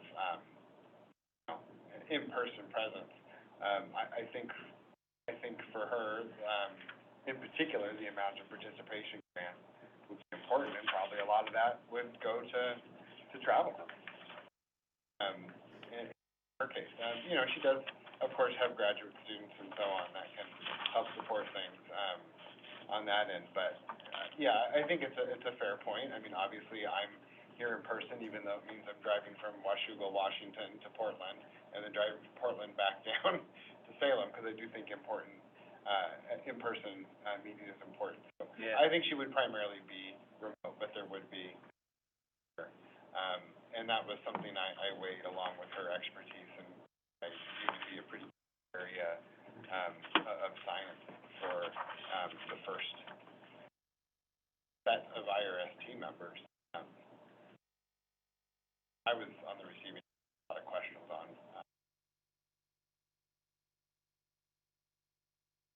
It's a good point. Other questions or folks on the list that already? Just kind of, something that occurred that I've thought about is, we had, a protracted and challenging but ultimately successful industry, and first landowners. And part of what it seems like the PFA authors were really going for was sort of like balance, like the membership of this committee is pretty balanced. So there's nothing that says the IRST membership has to be balanced. Other than the decisions of the AMC and the board, there would be nothing to stop having, for example, one timber industry representative, one public institution representative, and then stack the rest of it with conservation organization folks, who then, as openings appear on the IRST, are going to ensure it stays stacked, because that's human nature. And some of us, probably most of us in this room, are better than others at considering fairness rather than interest of ourselves or what we identify as our group or type of people. I think probably everyone here is really good at doing that. Well, let's consider fairness and not self-interest, and that's why we ended up here. But, this is like the first opening of the IRST, and it's going to have, in what population genetics is called a founder effect. Julie's smiling over there. It has a disproportionate influence over long lengths of time. And so one thing that we've kind of had some talk, how many people? I really like 7. But I think the other thing to consider is how do we set it up so it's initially balanced? And so I would throw out for the AMC to consider the notion that in this, like our initial slate, however we arrive at it, that we balance people who are industry oriented or industry connected, and people that are conservation organization to maintain that balance that the PFA authors worked so hard to achieve. I really appreciate that perspective, Josh, just thinking about even, like, the confidential negotiation part, like 6 and 6, and this too. I think that was definitely a element of that, making sure that there was space for dialogue and one outnumber another. Is a challenge to think about in this space moving forward, but I definitely appreciate that perspective. Thoughts or goes on? That's okay. I should have done it like this way or something. A little light. No, and I appreciate that, and I think having balance is important, as we've mentioned before. Although this is supposed to be, one step removed from the policy, it's still going to be somewhat political in nature. That's just the nature of the beast for any sort of team or folks that are nominating and voting and doing things, right?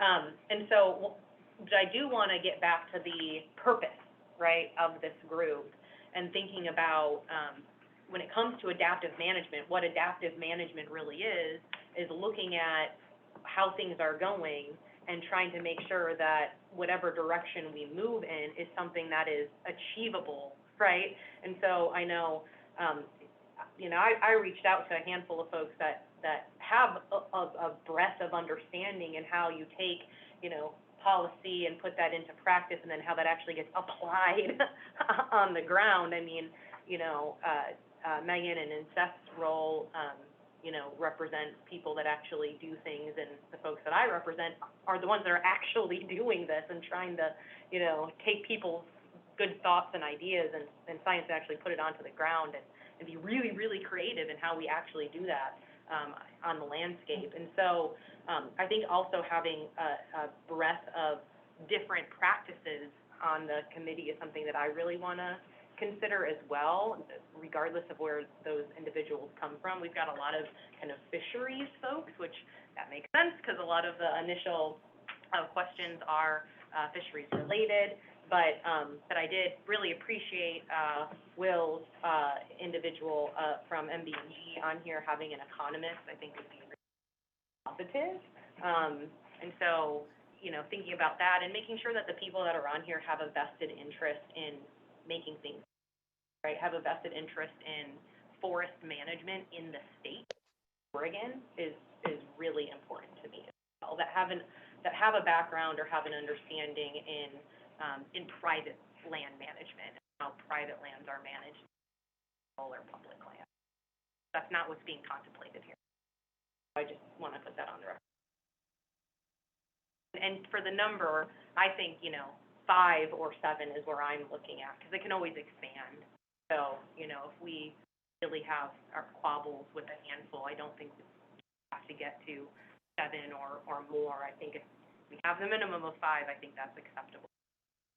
That's what it comes down to, the 3 required and then plus 2. So just want to. We feel like have enough folks to consider. Is there still a need to try and recruit more folks? Do we feel comfort with ones that we have to pick 5 or 7? Given our time constraints and other.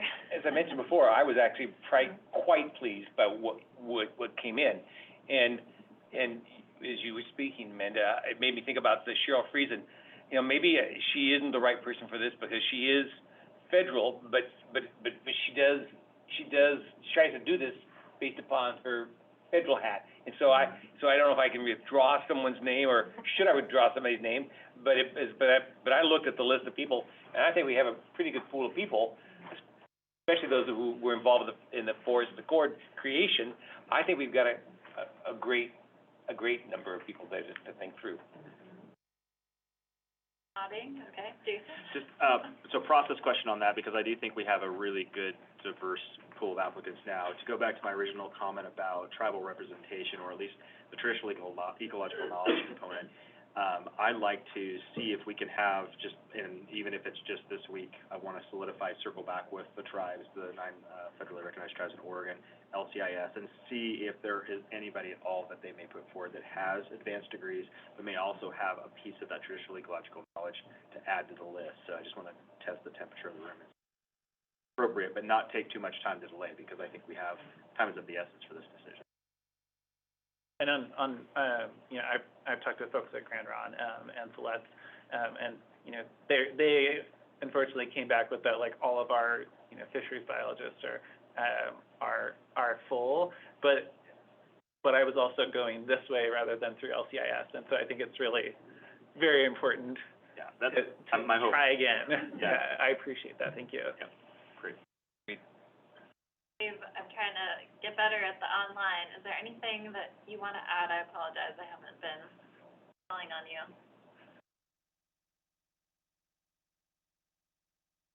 I think that was directed to Dave. Okay, I'm sorry that part of what Stacy was saying cut out. Apologize for that. I think I agree with everything that's been set up so far, you know, regarding this most recent conversation. I guess one question I would ask is regarding the, you know, the ethnography or the ethnicity based, whatever you call it. Anyway, the historical aspect of the ecology. Are there any folks that have both a graduate degree, but also have that knowledge that are Native American? I got to think there's probably some that are out there. It's of course a smaller subset, but anyway, that would be my only comment.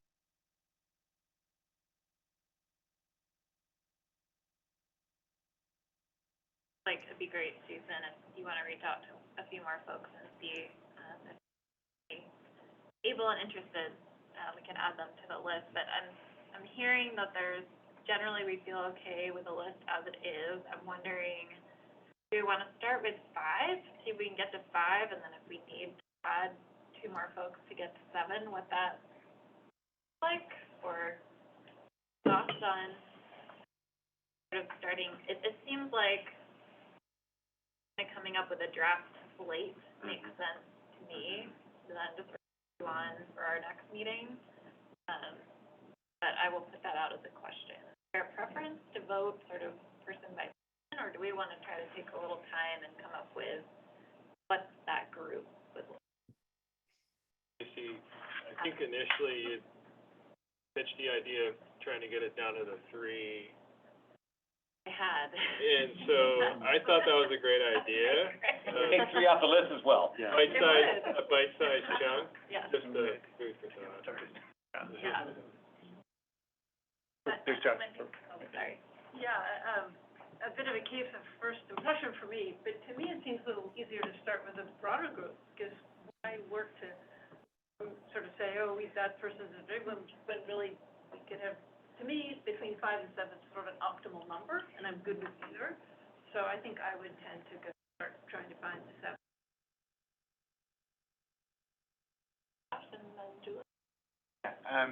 So my thinking on those 3, given the makeup of the pool of nominees, we will get at least 1 of each for those. So I don't personally think we need to try to zero in and figure out who's our official timber person, who's our official conservation person. I think we're going to get there. And so then for me, it's how do we narrow 11 down to 7 or 11 down to 5? And that's going to be hard to do by voting on individual members. And I'm not quite sure how this would work as far as the actual nuts and bolts of it. But some kind of a ranking process is what occurs to me. Like each AMC member kind of ranks. We've got 11 candidates, right? Possibly we end up with a 12th if Jason recruits someone. Just, you know, first choice through 11th choice or maybe 12th choice, and then whoever our highest ranking 5 or highest ranking 7 are, would be I don't know what the rest of the group. That was what my little thing was up here for. I'm glad I'm not alone in this thinking. All the tactical folks. Yeah, I love it. Yeah, because I'm kind of struggling to think of another way to get to that. And then evaluate, maybe once we get that 5 or 7, That's like, say, have more does it conversation. fill our needs, and if, you know, is it really weighted to one side or the other, and we need to adjust, at that point. So we go through features for products. We used to get sticky dots, and you would go and we list the 11 names across the board. We each be given 5 sticky dots. We go lay it up there. We see how it settles out, and then we discuss, well, does that make sense? And in the case of product design, we would throw out sometimes, no, that really, we can't do that without having to do these things.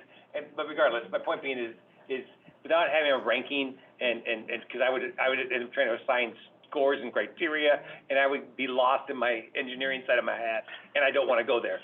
I'd rather stick with touchy-feely. I apologize. I'm old now. Touchy-feely's in. So so I like the idea, but maybe our work would be is we go away and think about the 5, waiting for you to give us the 12th name, if you have a 12th name. But we come back next meeting, ready to have our 5 and put our 5 on the board, however we do it. You don't have to use sticky dots, but you can do what, we just all submit the 5 names that are on our list, and we tally them up and see where it goes, but. I like that. So, I can commit Dave? to think Or 7, Dave? at the end of the week. Let's hear from, So, The other. as I mentioned earlier on, you know, I thought 7 was a good number, not just because it's a nice prime number, but because when I looked at all the experience that these folks had and what I think we need, and just being on committees like this in the past, I can't tell you how important it is to have a good spectrum of folks that you can draw on ideas. And I thought that looking at the candidates that we have in front of us, and we probably don't have time to go out and ferret out more folks, that what's there in front of us, that we could probably pick 7 that would really represent that and get a good spectrum of folks to allow us to not only you know, formulate the questions well, but then also interact with the researchers in such a way that we could get the best answers. So that's why I thought 7 was good.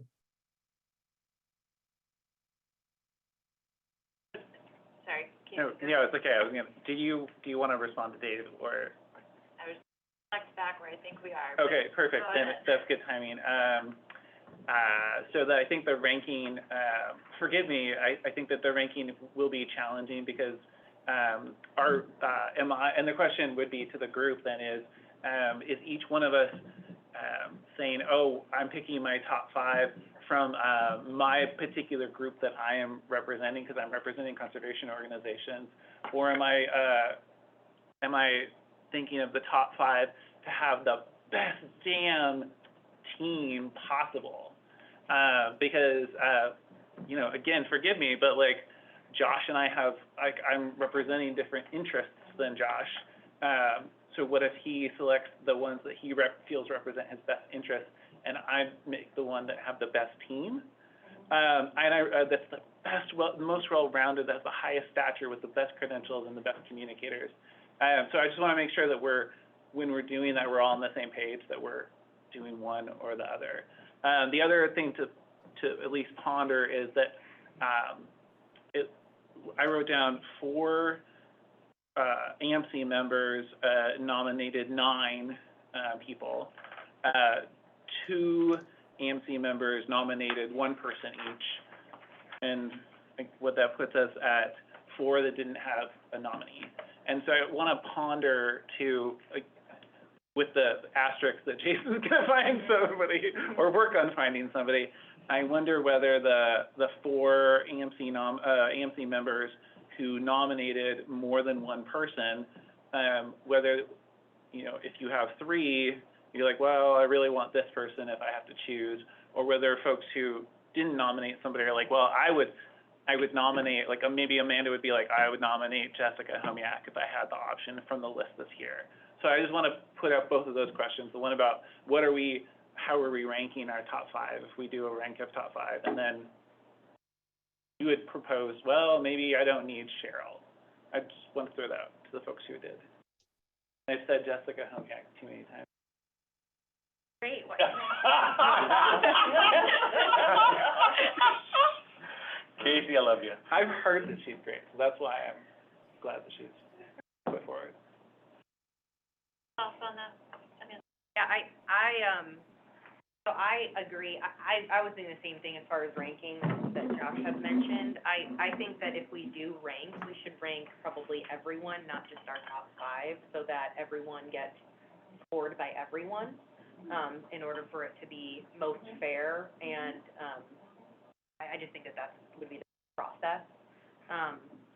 So I would support that. I would hope that wouldn't be the end all be all, and we all see the numbers that pop out at the end, and we just agree with that. I hope that we can have a further discussion at the next meeting, probably at the onset, looking at those numbers. Having some homework, recognizing that, Jason's gonna hopefully come up with somebody else, or we're gonna have an answer, whether or not he will. And then, we're all responsive to that in time, so that Terry can, collect all those numbers, put that in a spreadsheet for community. So I would be fine with that type of a process. Last meeting, we discussed, and there's pros and cons, but we could develop a matrix, very high-level matrix. We've already kind of outlined characteristics, things we would want to see in an IRST member. Formalize that slightly just to give a little bit more clarity to our ranking, where you're thinking about 4 criteria or whatever it might be, to kind of that person. But I don't know, maybe if that kind of gets to what you were asking about, Casey, just providing a little more transparency about whether it's sort of you're coming from an organizational interest perspective or really developing a group that adds an extra step to our ranking and consideration. But that's an idea that we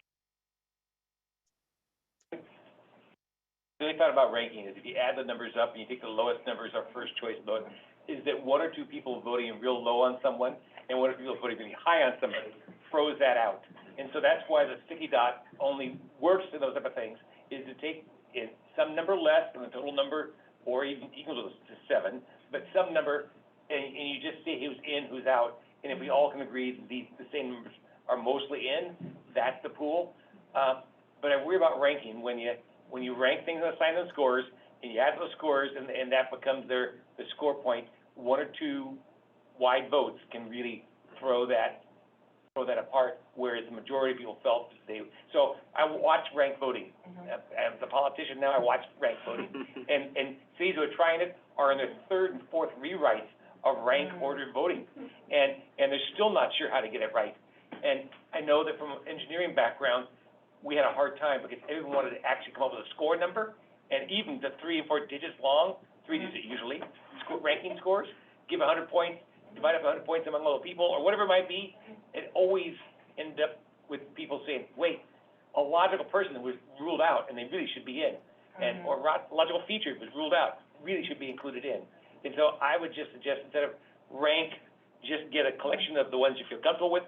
These are the 5, or these are the 7. I would champion forward. These are the 5, these are the 7, and then look and see if there's then a significant number of votes without trying to get into my 3, your 6.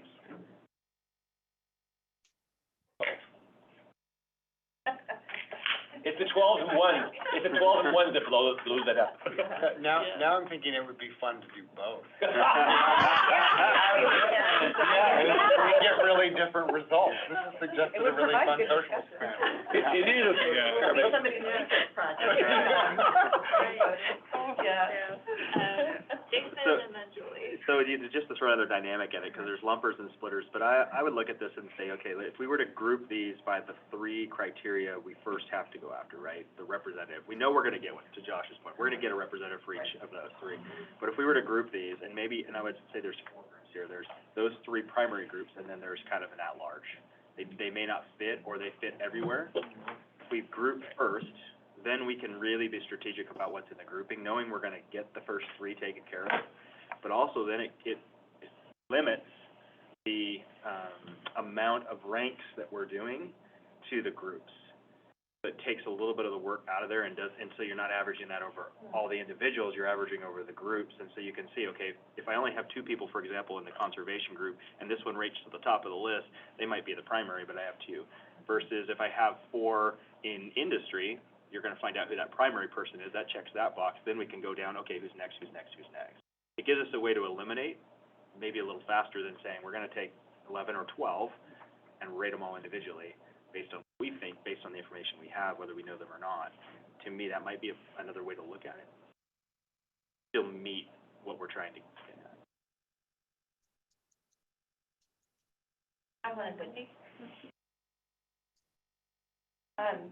wanted to follow up a little bit on what Casey said about, are we voting for our own interest? So I would hope, given all of our commitments to collaborative, that we're all looking for the best group. I really, either way, I think that we're going to have to reassess once we get our list and make sure that we either have the groups represented if we don't do it your way. The one reservation I have about that is that we might exclude people with expertise, because that's not necessarily on our list. So either way, I think we're going to need to look back at the list and say, is this really best balance for the best group that we could get to do this job?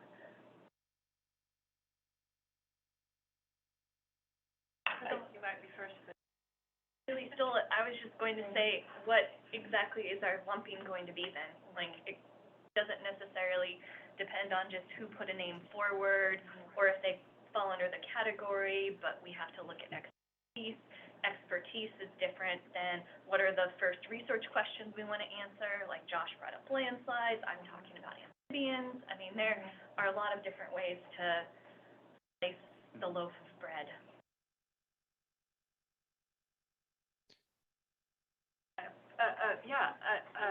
My thoughts are similar, I think, which is that I would be, I think, a little in favor of doing a simpler version of voting for 7 without developing additional criteria and so forth. I partly just feel like, one thing I think we have noted that we have a good pool of candidates here, and that I also feel like we, as part of this committee, we have made representations and undertakings about trying to come up with a really functional RST and performing our role. So I would not be one who is thinking down into who now might, because we had criteria and I think they were, that would be my input. I hear your concern, Will, about the ranking, then sort of maybe some people get really high, really low. I was also sort of imagining like whiteboard with the, at least just the like who's in the bubble of getting done. And who's sort of on the outskirts and maybe like merits more conversation. That's why I was giving us 5 dots or 3 dots and getting it down to seeing who are they there, and then take the first 7 names out of that and see if you felt comfortable with that. But whatever the process, I'm happy to give a analytical score and try to justify the number I gave up, 1.75. So just a process point here. It'd be good to start to wrap up this part of the conversation, because there's a lot of different ways to, like you said, bake this loaf of bread or slice this loaf of bread, and rather than be good to come up with a draft idea and move forward with one of these. That I think there's lots of good ideas, and it's a matter of selecting one to move forward with, knowing that none of them are going to be perfect, but you've got lots of good ideas and a good suite of candidates. That's helpful.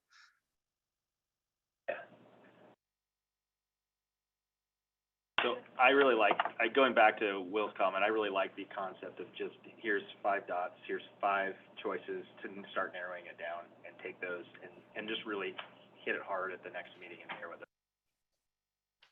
As I think about it, that seems to be a approach that allows us to really kind of get at where those are falling right away.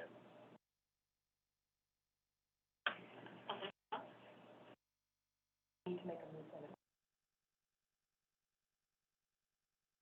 you know, our top 5 choices, we would agree to compile them all volunteer and something like that.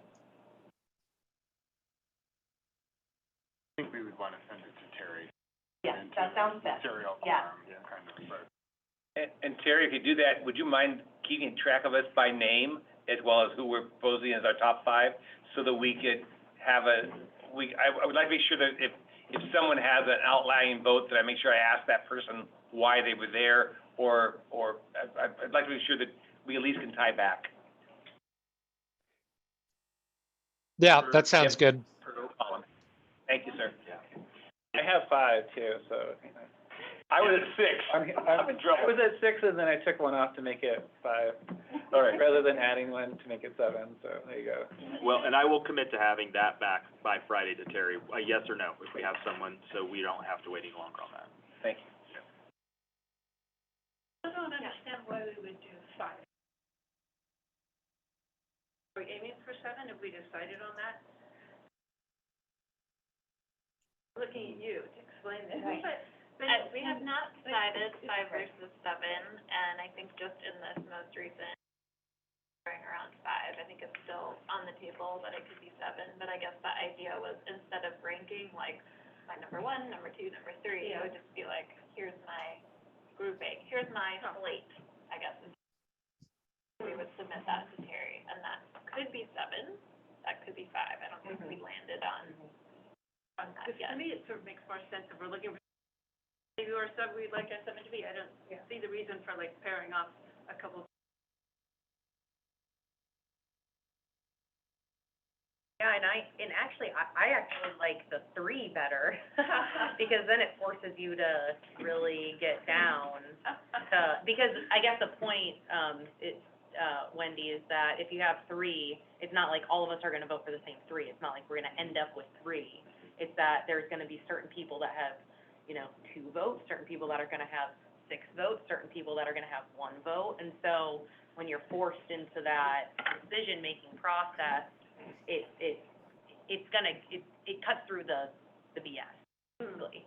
I guess my additional version of that, which mostly that's what I was gonna say, but is, if we go for 3, if we're asked to vote for 3, or if we're asked to vote for 5, we get, a trailing end that's approximately 5 or approximately 7, in the tremendous amount of potential overlap. That's how I'm seeing it, and I think that's kind of what you were saying. Really 5 plus or minus 2, 3 or 7, right? Is that what I'm saying? Data points, if you give each person 5 votes, then they will form some sort of distribution. Yeah. Right, exactly, Yes, exactly. Yeah. Thank you. Yeah. Thank you for explaining that so well. I'm Yes. still gonna advocate for 5, just That's because fine, yeah. there's more than just the representation that we're looking for here, where there's also expertise that people would bring, and I just feel a little too limiting to only say 3. And that's fine. Okay. Hearing that we're going to contemplate our 5 votes that we'd like to be on AMC. Send them to Terry by next week. Able to, Terry can compile that and then share back out sort of the curve of where there's maybe more consensus and where there's less consensus on folks, and we'll have discussion at the And it'll all be on the And I just public record how people are voting. And I just wanted to clarify too, I think in our charter, we could include, the process for calling a special meeting, just in case we're getting close to a timeline, you know. And then the second thing was just that, in my unfortunate experience, I've been in a situation where nominations were worked over diligently and then presented to the decision-making body, and then, they were pulled or picked or prodded, and so I just wanted to be, like, we could have some asterisk candidates in line just in case of that. It's just a risk management thing. Good idea. Good idea. Suggesting that would happen, but. I just have one other question about how we'll handle.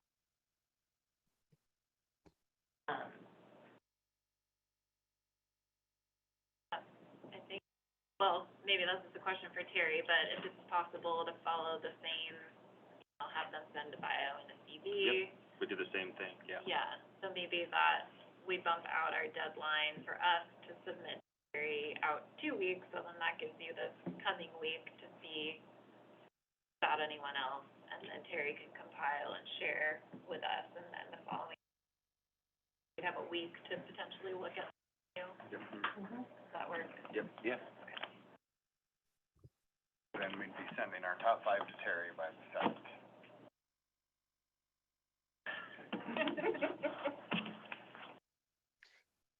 And I want to make sure I got that right.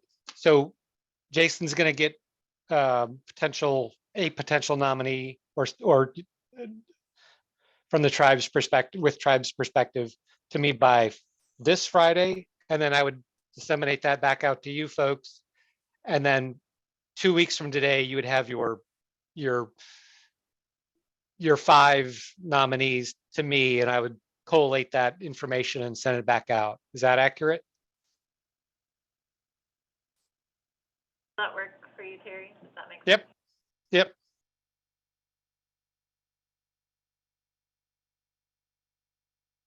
Of what we need for creation of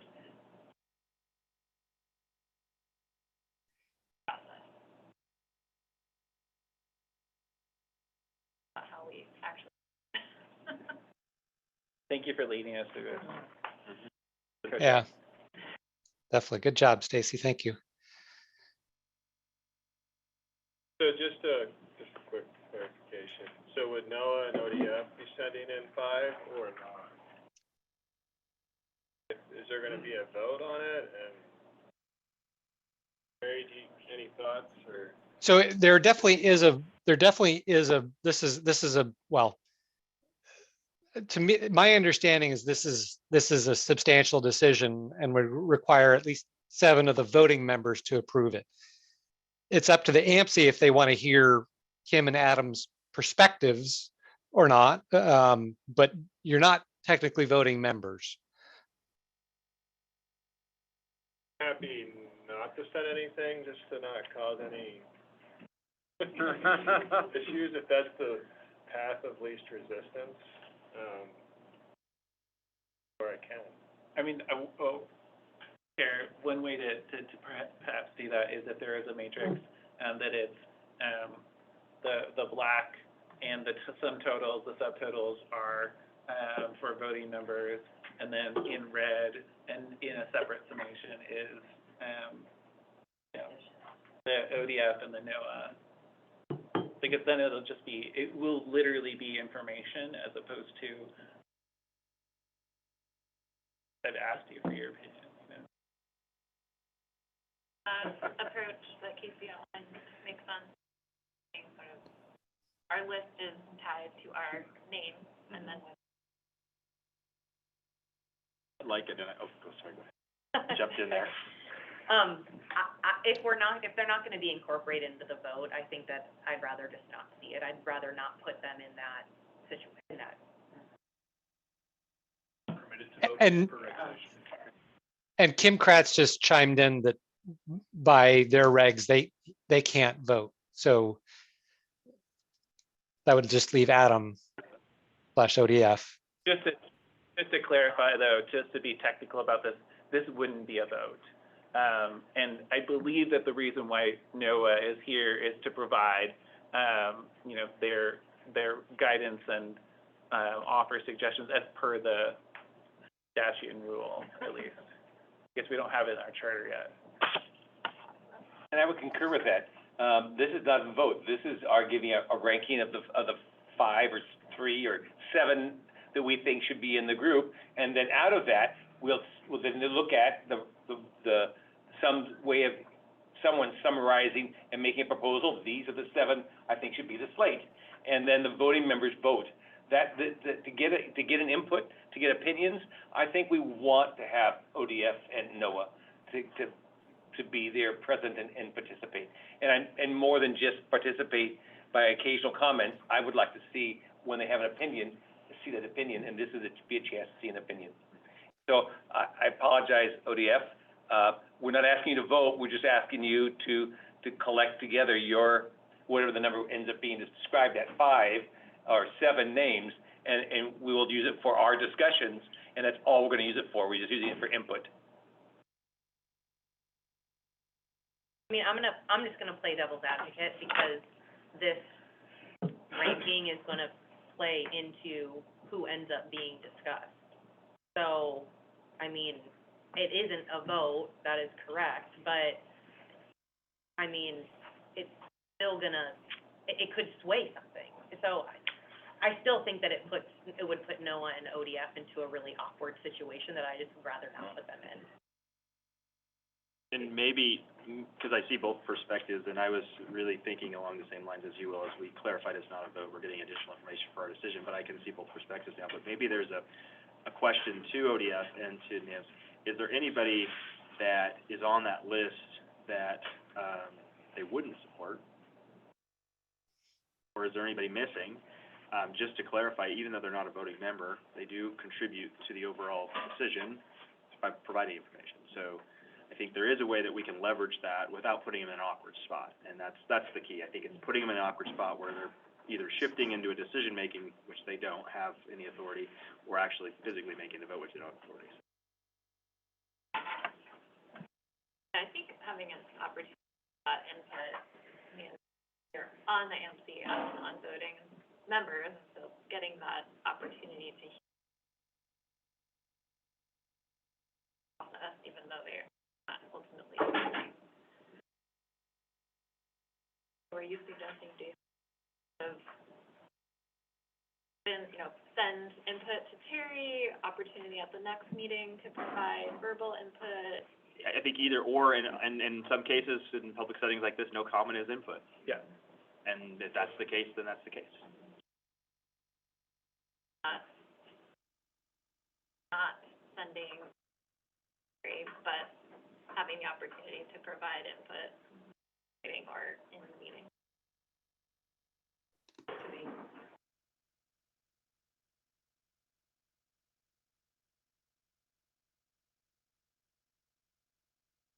Mary, do you want to take us on to, are we okay with where we landed for IRST and next steps? Is there anything else we need to?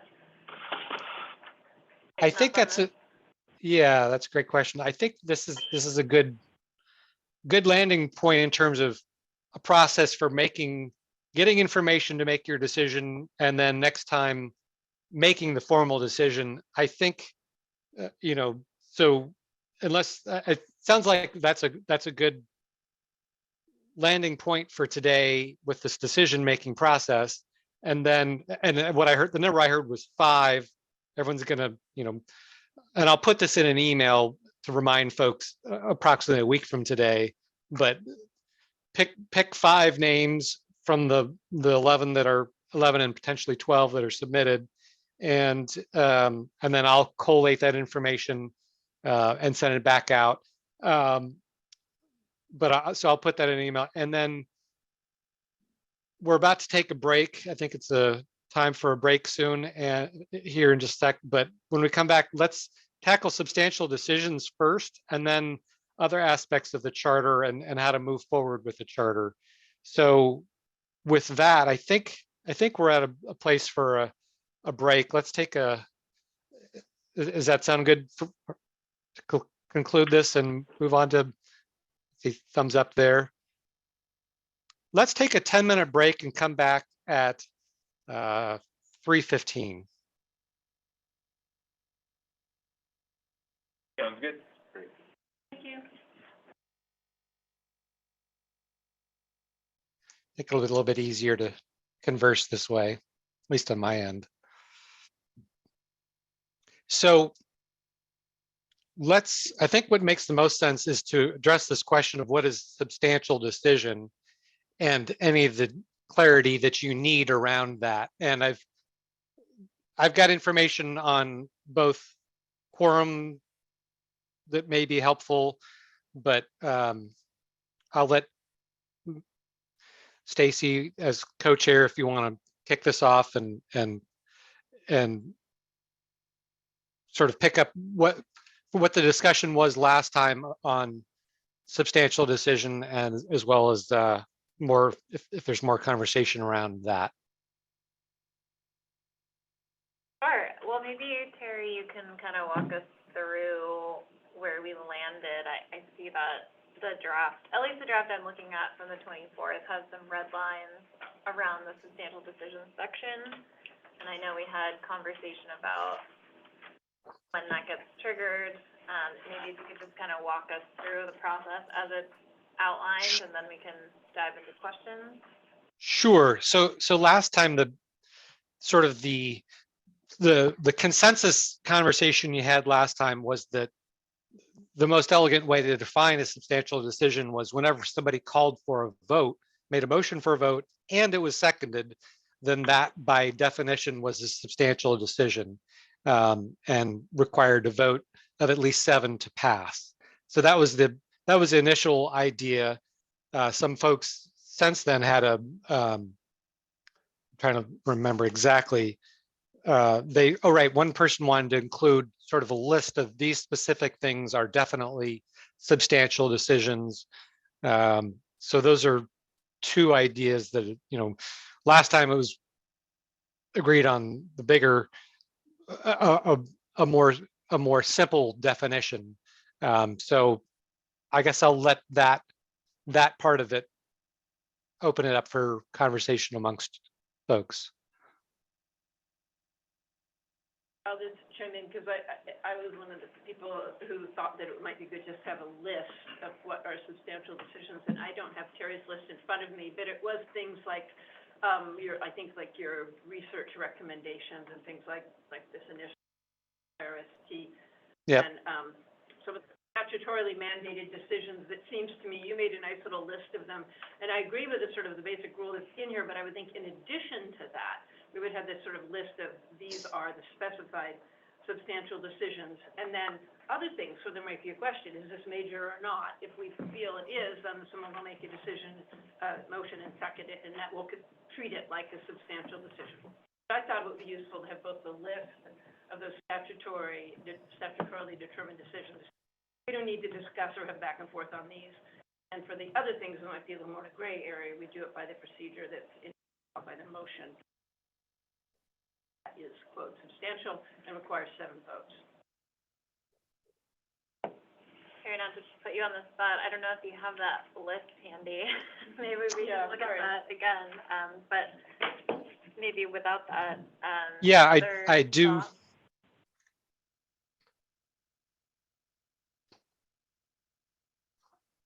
About 7 things, if I remember right. Yeah. I think with the calendar, the things that are in the calendar list, like on page 3, A, B, C, and D is like the report to the board, the research questions, the research. So those things just seem like having a vote on those. Some of them, I think we also have like minority positions, but still I think that it's good that those statutorily required major decisions just.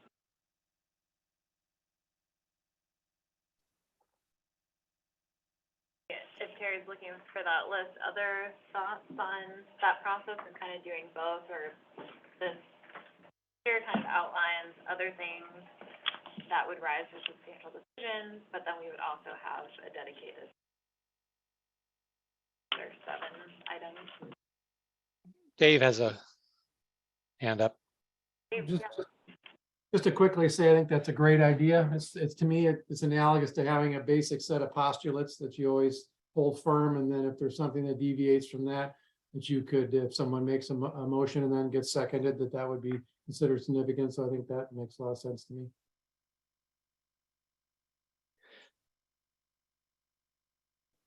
Would you like me to read the list?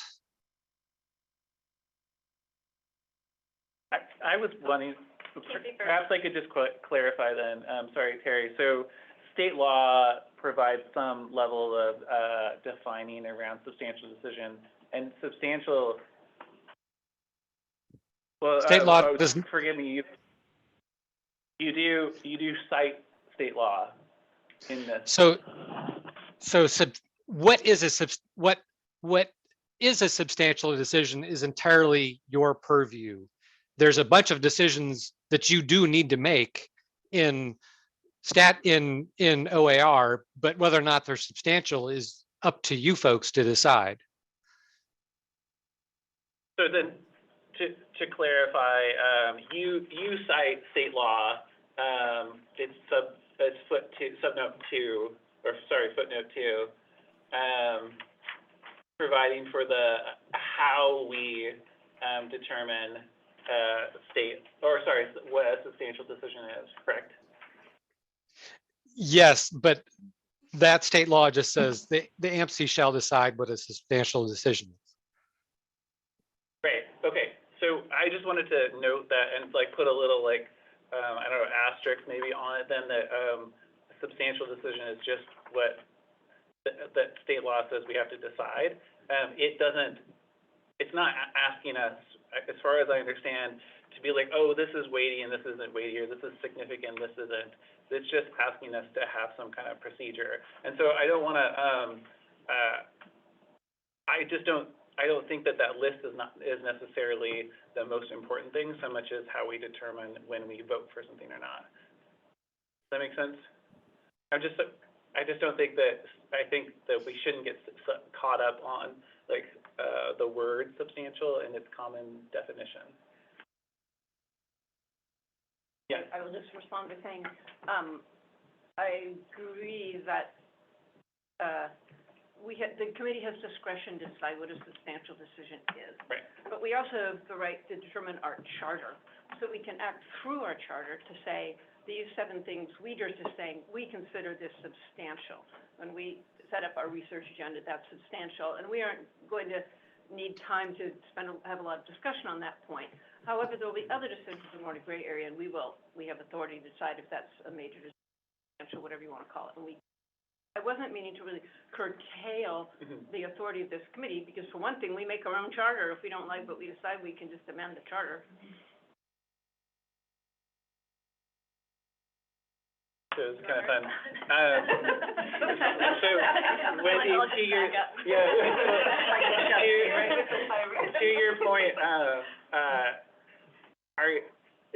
do you feel like we have to have different, because you also used the word major, did you use it as a synonym for substantial?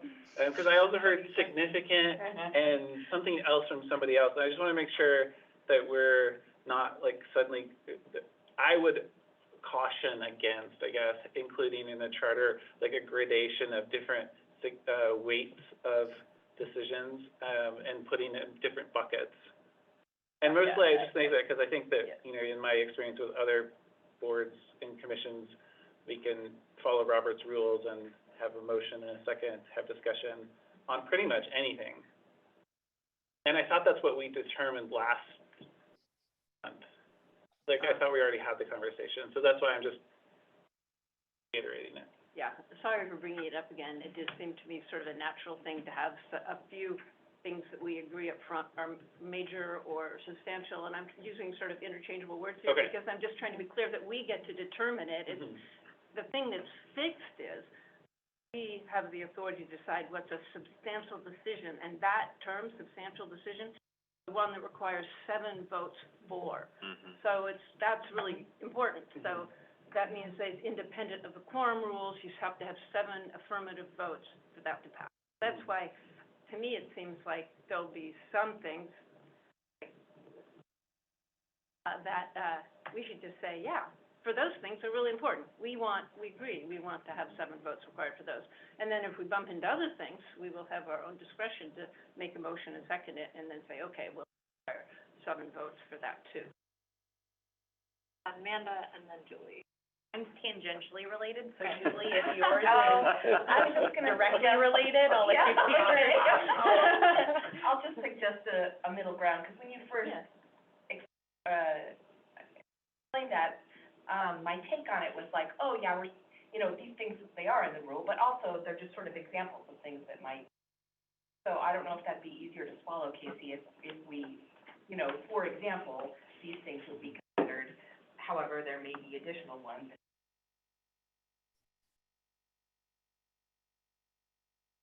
That be amenable to? I I wonder. Go ahead. Okay, so I just wanted to clarify, so then, Julie, are you proposing and, is the current understanding of what a substantial decision is, that basically anything that we vote on has to be, voted on with an affirmative by 7? As it currently stands, the definition that we parted ways with last week, or sorry, last month. It was a long month and a short week. It seemed to me that you could have been offended, or if anything that someone says, I motion, I second, that requires 7 votes, whereas you might kind of sometimes want to have that going on, but I wasn't meaning to mess with that, frankly. I was, whatever decided, that's fine with me. I just thought maybe it would make sense to have Terry's list as a starting point, saying, these require 7 votes, and on everything else can be determined on an ad hoc way at the actual meeting, whether there's a motion and a second. Now my comment is pertinent. Because I was gonna say something similar to Casey, and I know we sort of struck this, last time, this sort of balance, and I just wanna make sure that we're all clear, because if we are on this first page, for the AMPC functioning under, section 3, it says that, we will be following Robert's rules, and so that would mean that anytime we make any decision, you would have a motion and a second. Now, if that motion and second, if that triggers a substantial decision, then it would require that a supermajority vote. So, I think that we need to be clear in the charter that we will be using Robert's rules for substantial decisions. And that would be a trigger for something being a substantial decision. But I also want to remember, or, remind the group that I believe I'm looking at Stacy now, I can't remember if it's the statute or the rules that talk about how we want to strive for consensus. So we need the charter to recognize that things that we don't feel need a motion and a second, or need Robert's rules, and don't qualify as a substantial decision, that we are striving for consensus through a consensus-driven process. So we just need that differentiation, right? And so, and what that actual process looks like for other types of decisions that this group is making that we don't feel like are substantial. Does that make sense? Am I being clear?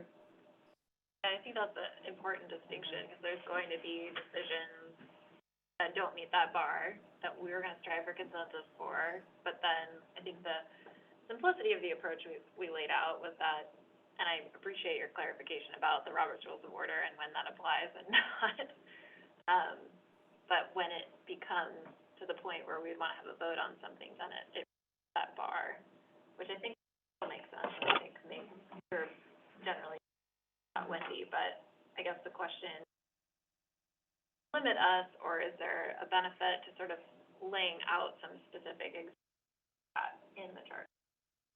A middle ground to identify, like, these are some of the situations that would apply? Maybe Terry should read the list. That would be because great. people might have a better sense of why. Is that okay? Sure. Jerry, read the list. Okay. Sure. So the list is, what is a substantial decision? IRST nominees, initial research topics, preliminary research questions, the research agenda, recommendations to the board, selection of chairpersons, changes to the charter, and annual reports to the board. And we could probably put that up if you give me 30 seconds. Put it up. So I was really comfortable last time where I thought we said that which consensus, it would be our objective whenever we could. But because of the model we'd seen where Washington had some challenges with getting to consensus, that if we declare that to be a substantial topic, and whatever it might be, we'd vote on it and we'd have a super majority. Now, we didn't discuss what happens if we don't reach we can't quite reach a decision there, but I liked that, because to me, it is everything, I'd like to strive for consensus. I'd like to make sure I understood where the people were coming from, and even though it might not be exactly the way I would have done it, would have said it, I can live with that, and I will support that in this group's moving forward. I like that concept. But now, it's a day when I'm saying, no, I'm representing elected officials, and if it's not tax dollars, whatever it might be, and I'm pounding on the table and doing my shoe off, and I'm banging on the table, we call for a vote. And this body, it was important to the founders to say that we wanted to have a larger body than a simple majority. And so I was comfortable with that, with that point as a way of where I thought we had left it last time. Jason, just a quick, for Wendy, I just want to make sure I understand your concern as adding that list, or just if we can include that list, then. Yeah, thanks for asking.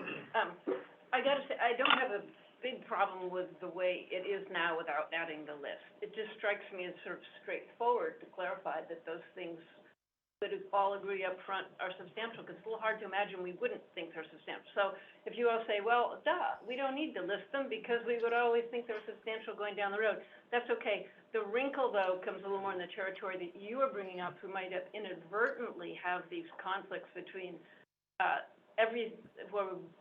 depending on what our quorum is,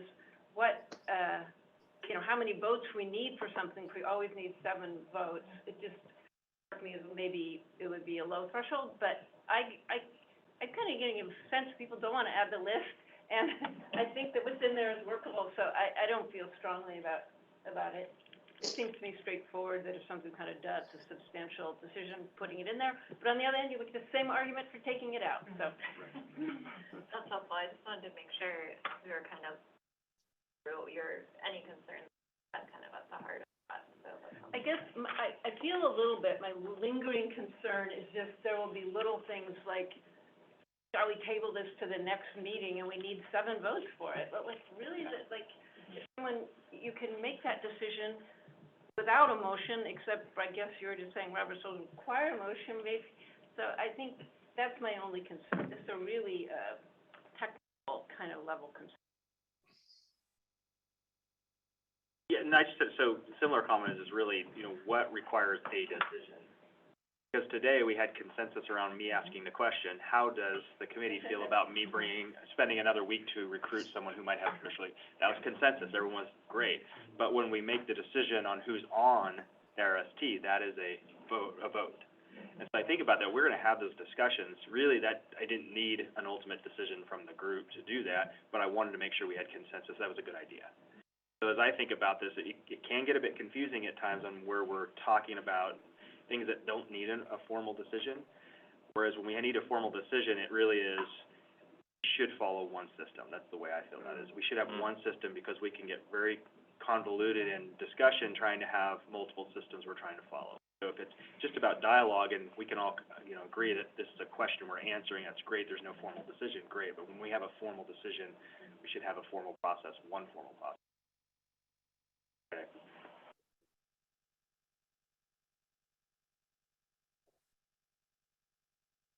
Amanda was before me. That's okay. And so I'm gonna say that I actually appreciate having a list in there. I think all of us at some point are not gonna be here, and so I always like erring on the side of caution and prescriptivity, if that's a word.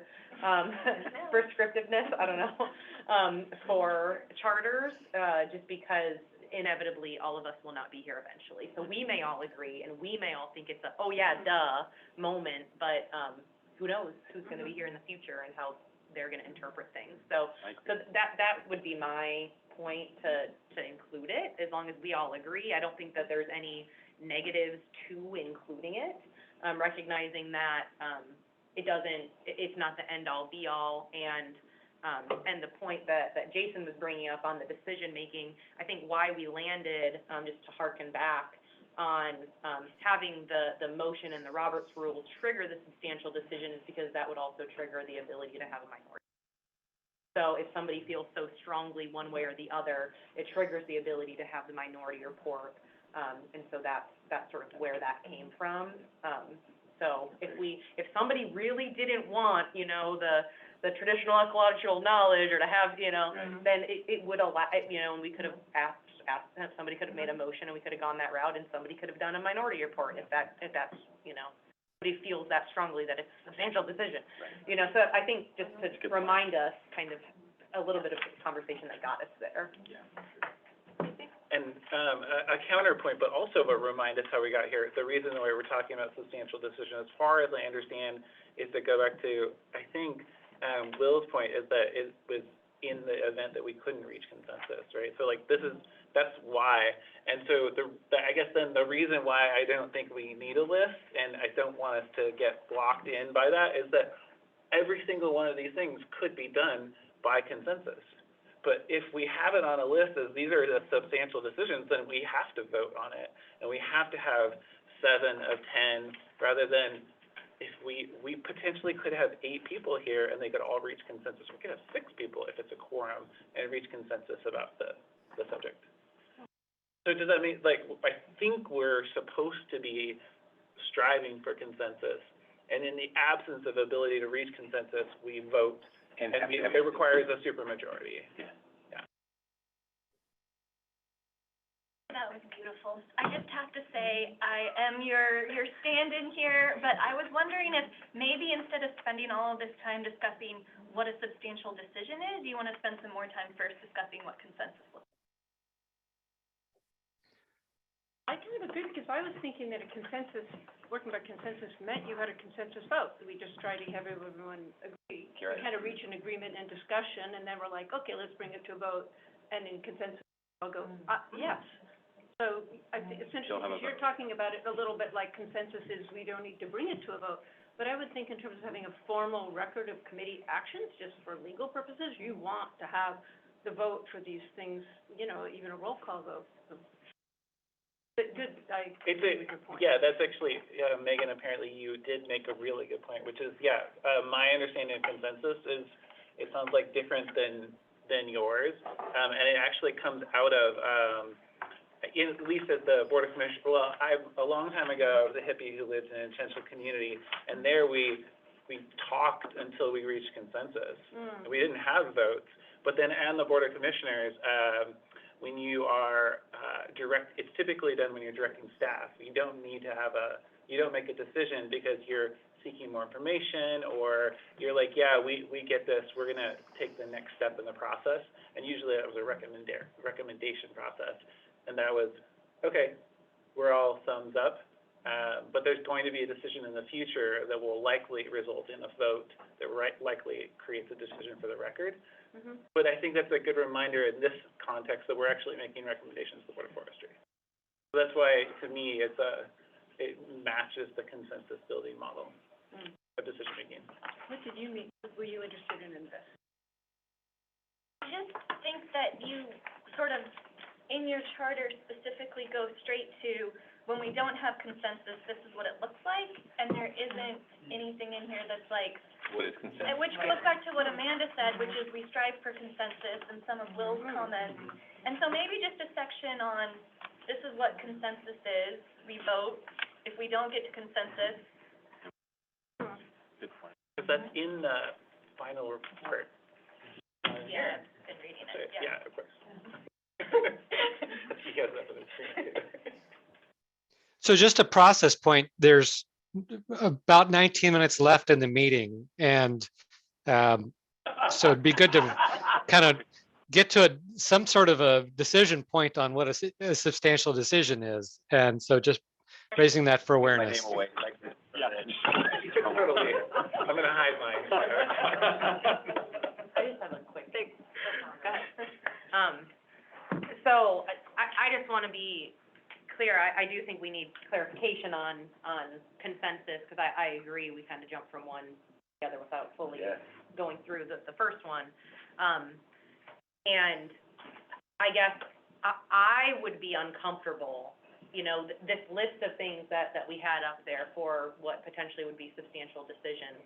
I would be uncomfortable if I was the person that couldn't make a meeting or had a proxy person there who was less informed than me, and what I would consider a substantial decision was made, but it was made through a consensus, that wasn't a supermajority. So I think for fairness for the group, outlining those things, thinking about those potential situations when you aren't there, and maybe something went a direction that you didn't want it to go, and now you don't have the opportunity for a minority report.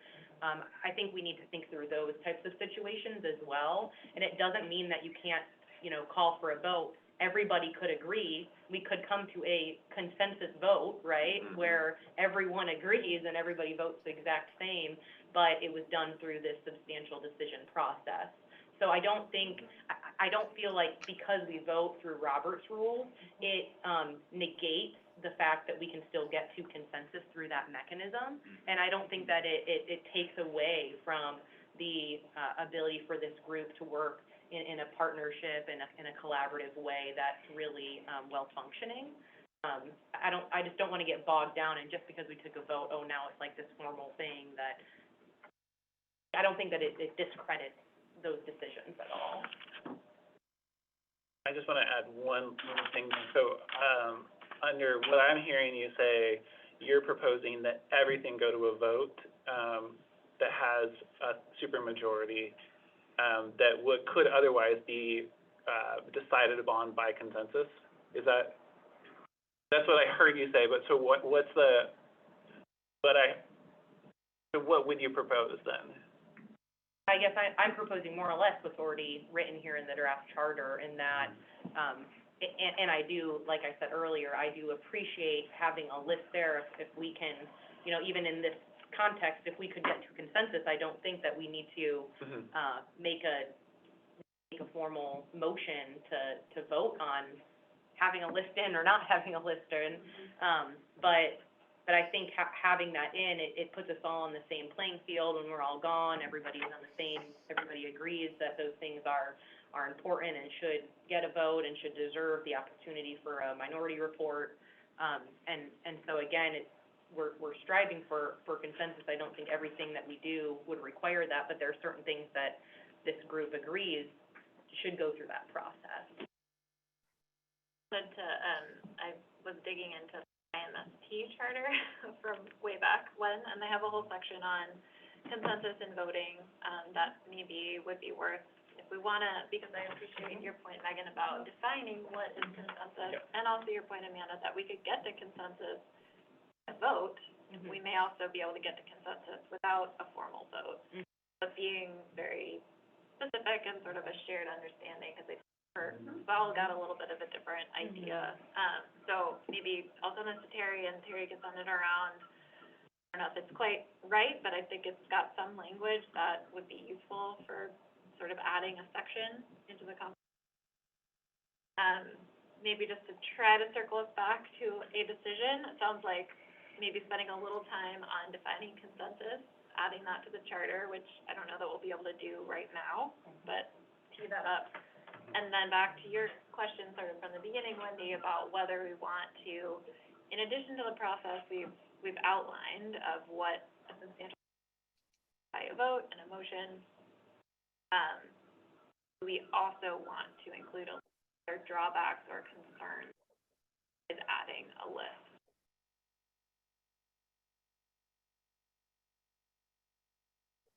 Strongly that would undermine any. A list wouldn't, as long as the last one was any other item that needed to be, addressed with a vote. And, so a list would be fine. yeah, and also that we would still strive for consensus on those things. Yeah. That would be decided. I think if it was defined as a substantial decision, I think you would always have to have a supermajority vote on it, right? Because isn't that how we're defining it? Doesn't mean that you couldn't come to consensus before you have a vote where everybody votes the same. Right, Right? But I think to Megan's point, and I'm sorry, I'm dominating conversation, and I will work on that, but I think to Megan's point about what consensus is, in the spaces that I've operated in, the goal is actually to have everybody come to an agreement.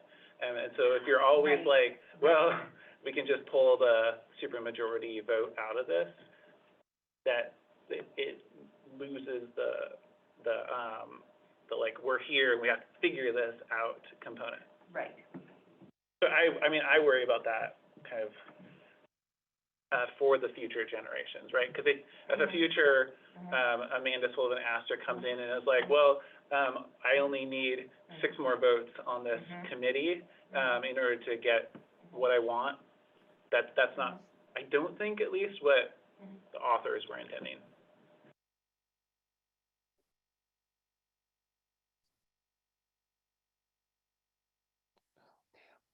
Several different people say things that feel like they're on opposite ends of the point to me, so I'm not really sure where we're, Can you, oh, sorry. Well, you basically summarized pretty well. I thought what our conversation was in some forward, which I thought made sense to me, which is looking at the language you have from this other charter that includes the goal of consensus, and I will incorporate the idea of, like, we could have consensus through a vote, because to me, in our minutes, some formal actions, and the department might even have some rules about committees taking. So I would like to, like, move forward with your idea and then just say that we will work on defining consensus, like you were saying. And about the list, I've said enough, so I'm not Any additional conversation? Yeah, so, I mean, my understanding is if something qualifies as a substantial decision.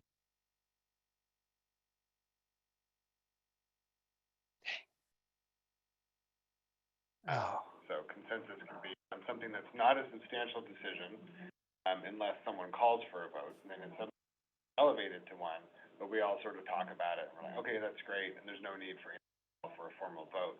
But on those specific things that are listed out, we have to have a formal vote one way or the other, but ideally, we come to a consensus, then we call for the motion, and then everyone votes the same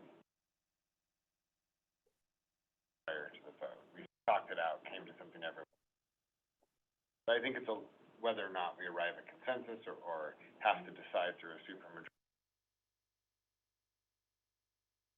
qualifies as, except in the case of any other.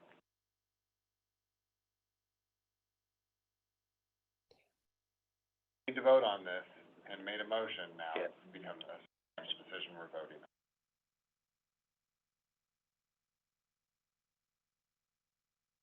Long way Your of saying. concerns? Yeah. I mean, I think,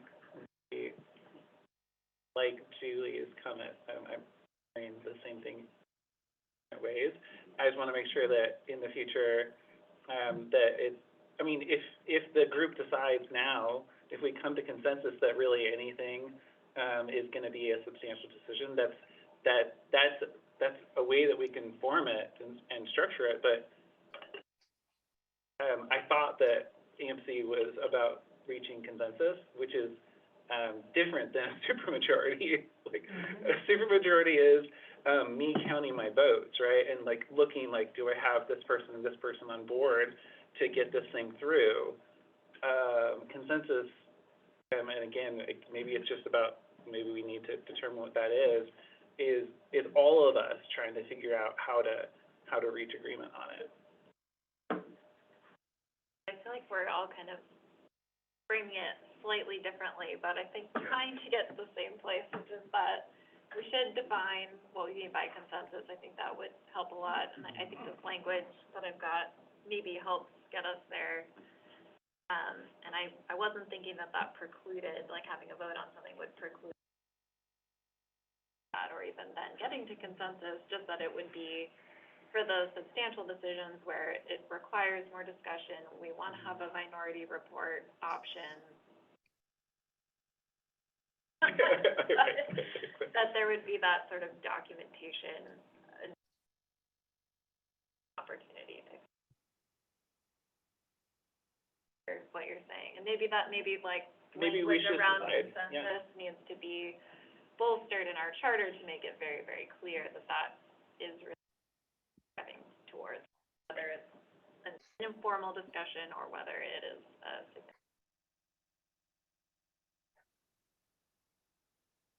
Yeah, and I mean, I think that we get to decide whether we're gonna do a vote every time or not. And if we have a vote, then it'll probably be 7 out of 10. Yeah, I just had one, so just from the PFA, you know, negotiations and how this was discussed, I mean, Stacy, do you feel like the conversation, well, and I guess, Casey, you weren't in the room, but, I wasn't. But, and others, right? But, I mean, do you feel like consensus without a vote is somewhat synonymous with a unanimous vote? Or do you feel like that is totally different and a unanimous vote on these things that we're calling substantial decisions is not what was intended? Are we meeting the intent through that or not? I think, well, and Megan can probably speak to this too, but we're trying to learn a little bit from Washington and where the roadblocks really came up, and that was where consensus was required, or it was a much higher bar. In this process, we wanted to create still that goal, moving towards that, but then creating a little more, like, not getting stuck and allowing for a minority representation vote. So, answering your question, I don't think, but I'm trying to thread that needle where we're still a functional committee, being able to move forward with decisions, recognizing alternative viewpoints.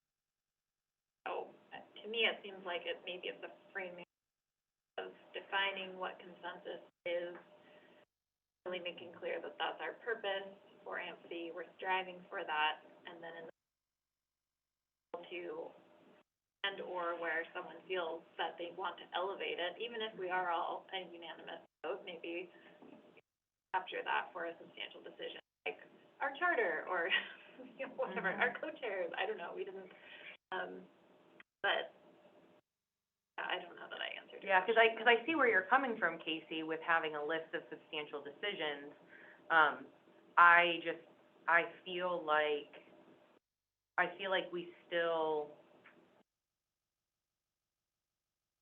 having a formal record is still really positive in how we communicate to the public with how we made a decision. I'm not saying that consensus is, not transparent, but having a formal vote, and having that process and how we do those specific tasks every time is beneficial. Because if sometimes we get to consensus on our, question or our agenda, and other times it requires a vote, that could be really confusing, and that's kind of what Jason was saying, in that having two different ways to get to the decision, like a formal decision on something could be just really confusing if it's always popping in and out of both of these things. I think that's where having a list of set things where we say, we're comfortable calling these things substantial decisions, having a vote on them, and that's how we want to move forward, so that we have consistency. I think that's where my mind is going, but I can see it from your perspective as well, of saying, well, then are we really in the spirit of the negotiation when we're really trying to strive for consensus? So I see where you're getting. I guess maybe I'm just a little formal in my thinking. Right. I think that one thing to think about along those lines is that list, for example, to go back to list, sorry, we started with the list and I expressed my concern, so I'll talk about the list. The list that was up there is really like the biggest decisions that are regularly going to be made by the AMC, and if the biggest decisions are always going to be a supermajority vote, then we're not striving for consensus, right? Like, we just know that we don't have to, because we're always just going to be like, well, Commissioner Tucker and I are never going to agree on this thing, so I don't need to really think about his thing. Stepping outside with fisticuffs. Whoever walks back in has to. I did want to note that, and then a separate comment is just that, the charter, the draft here alludes to it, and then in a couple other places, there's a note that, the main record, this record, serves as the record. So there's no, unless one of us is volunteering to take minutes and then submitting them into the record, we're not going to have a record unless we decide that there's a place where we're putting these votes. Right, so that I just we'd have to decide that process too, since we're not grading minutes. Thanks for your patience, everybody. I need farther. Yeah. A little farther over. Pass that down. There's some way, Casey, to kind of reflect, I hear what you're saying about maybe the perception, or it would be less motivating for the group if we know this is a decision. Maybe we don't need to strive as hard for consensus. I wonder if there's not a process expert, but some sort of like unanimous vote or something else, some other language that would then set a goal similar to consensus, but in the voting space. Right. Of like, you still want to strive, can we get all AMC members to support something? I don't know, I'm just throwing that out. I mean, I think it's just tricky because like, you're like, well, we're gonna strive for unanimous vote, but we really just need 7. And maybe just the reality. Yeah, it may be just the reality, totally. And technically, that's true for the off-the-list too, Yes, you know? yeah, So, exactly. Yeah, just sort of the sacrifice to get to an ability where if you have an alternative perspective, that can be recognized as the trade-off. That, as, again, if we go back to the charter and sort of emphasize and define consensus, we'll try to get there while recognizing that. That was real supportive, Casey. Yeah, so I would just, I would caution about assuming, like, that it's going to be a vote. We consensus, and I think, I'm probably have some similarities in how my brain functions. Like, all my kind of more easygoing whatever stuff comes out in my garden, and it's kind of a process. I think I tend to think more like Amanda, and so I just want to mention an advantage of having defined substantial decisions and then going for consensus is that sometimes we will get consensus votes. Sometimes we'll get votes that are decided by a supermajority, and that right there is useful information for us to see where are we running into where we don't have complete agreement. That then creates an interesting way for us to look at, okay, where are we barely getting decisions made as a group, and how do we remedy that? Because there might be some areas on selection of chairperson for today, or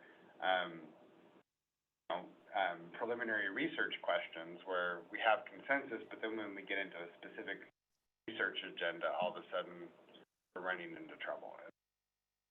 Having that process for predefined substantial decisions where even though we're discussing and trying to get to have a formal vote, lets us see where are we getting voting time and where are we not. What does that tell us about where we have areas of disagreement and where we need to work harder to get everyone onto the because counting around the room here as far as where people would tend to be aligned if they just kind of dropped into their camp and didn't try to bring together, it would be rare we would even get 7 votes. Mm-hmm. We'd have 5 votes and 6 votes and not hitting that 7th.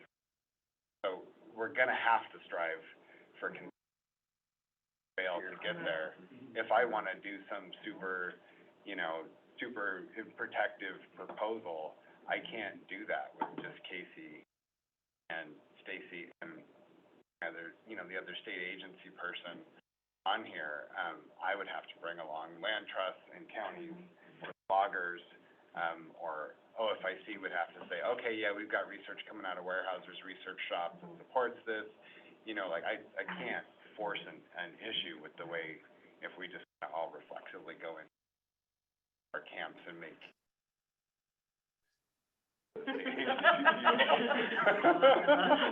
Can I weigh in just real quick, and I don't want to, we've been way too past time on this, but I think there's a couple things to think about. One is there's the consensus-making process leading up to a decision. There's the conversation that we have. Then there's a decision, and if we use Robert's rules has a decision-making consensus built within it through the discussion post-vote, or post-motion as well. And it's very common for someone to say, I'm gonna vote no on this, and this is why, during discussion. You can still, prior to the question being called, you can still have more discussion. So it does give you an opportunity to say, okay, can we get closer? If we can't, then we move on to a vote, and that vote then tells us where we're stuck. So I think you have many different places through that process to get to consensus. So if we strive for consensus, we should start with the beginning before we get to a decision, and then we still have discussion after a motion's been put on the table to get there. And if we can't get there, that tells us there's more to it. And that, to me, then constitutes a bigger decision, how I think about it procedurally. I think that we're 2 minutes past 10. Sorry, Terry. It sounds like, I think the question still before us, I don't know that we got the resolution, is are we including a list? And I think generally folks were okay with that, raising concerns, so that was the question. We talked through that. Do we feel like generally that adds some value to include that list of examples because of all the reasons we discussed, in addition to the process that we'd already outlined? Or are there still significant concerns with including?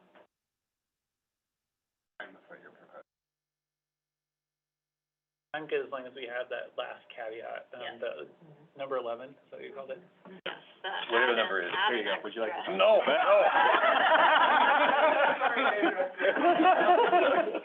I agree with that, too.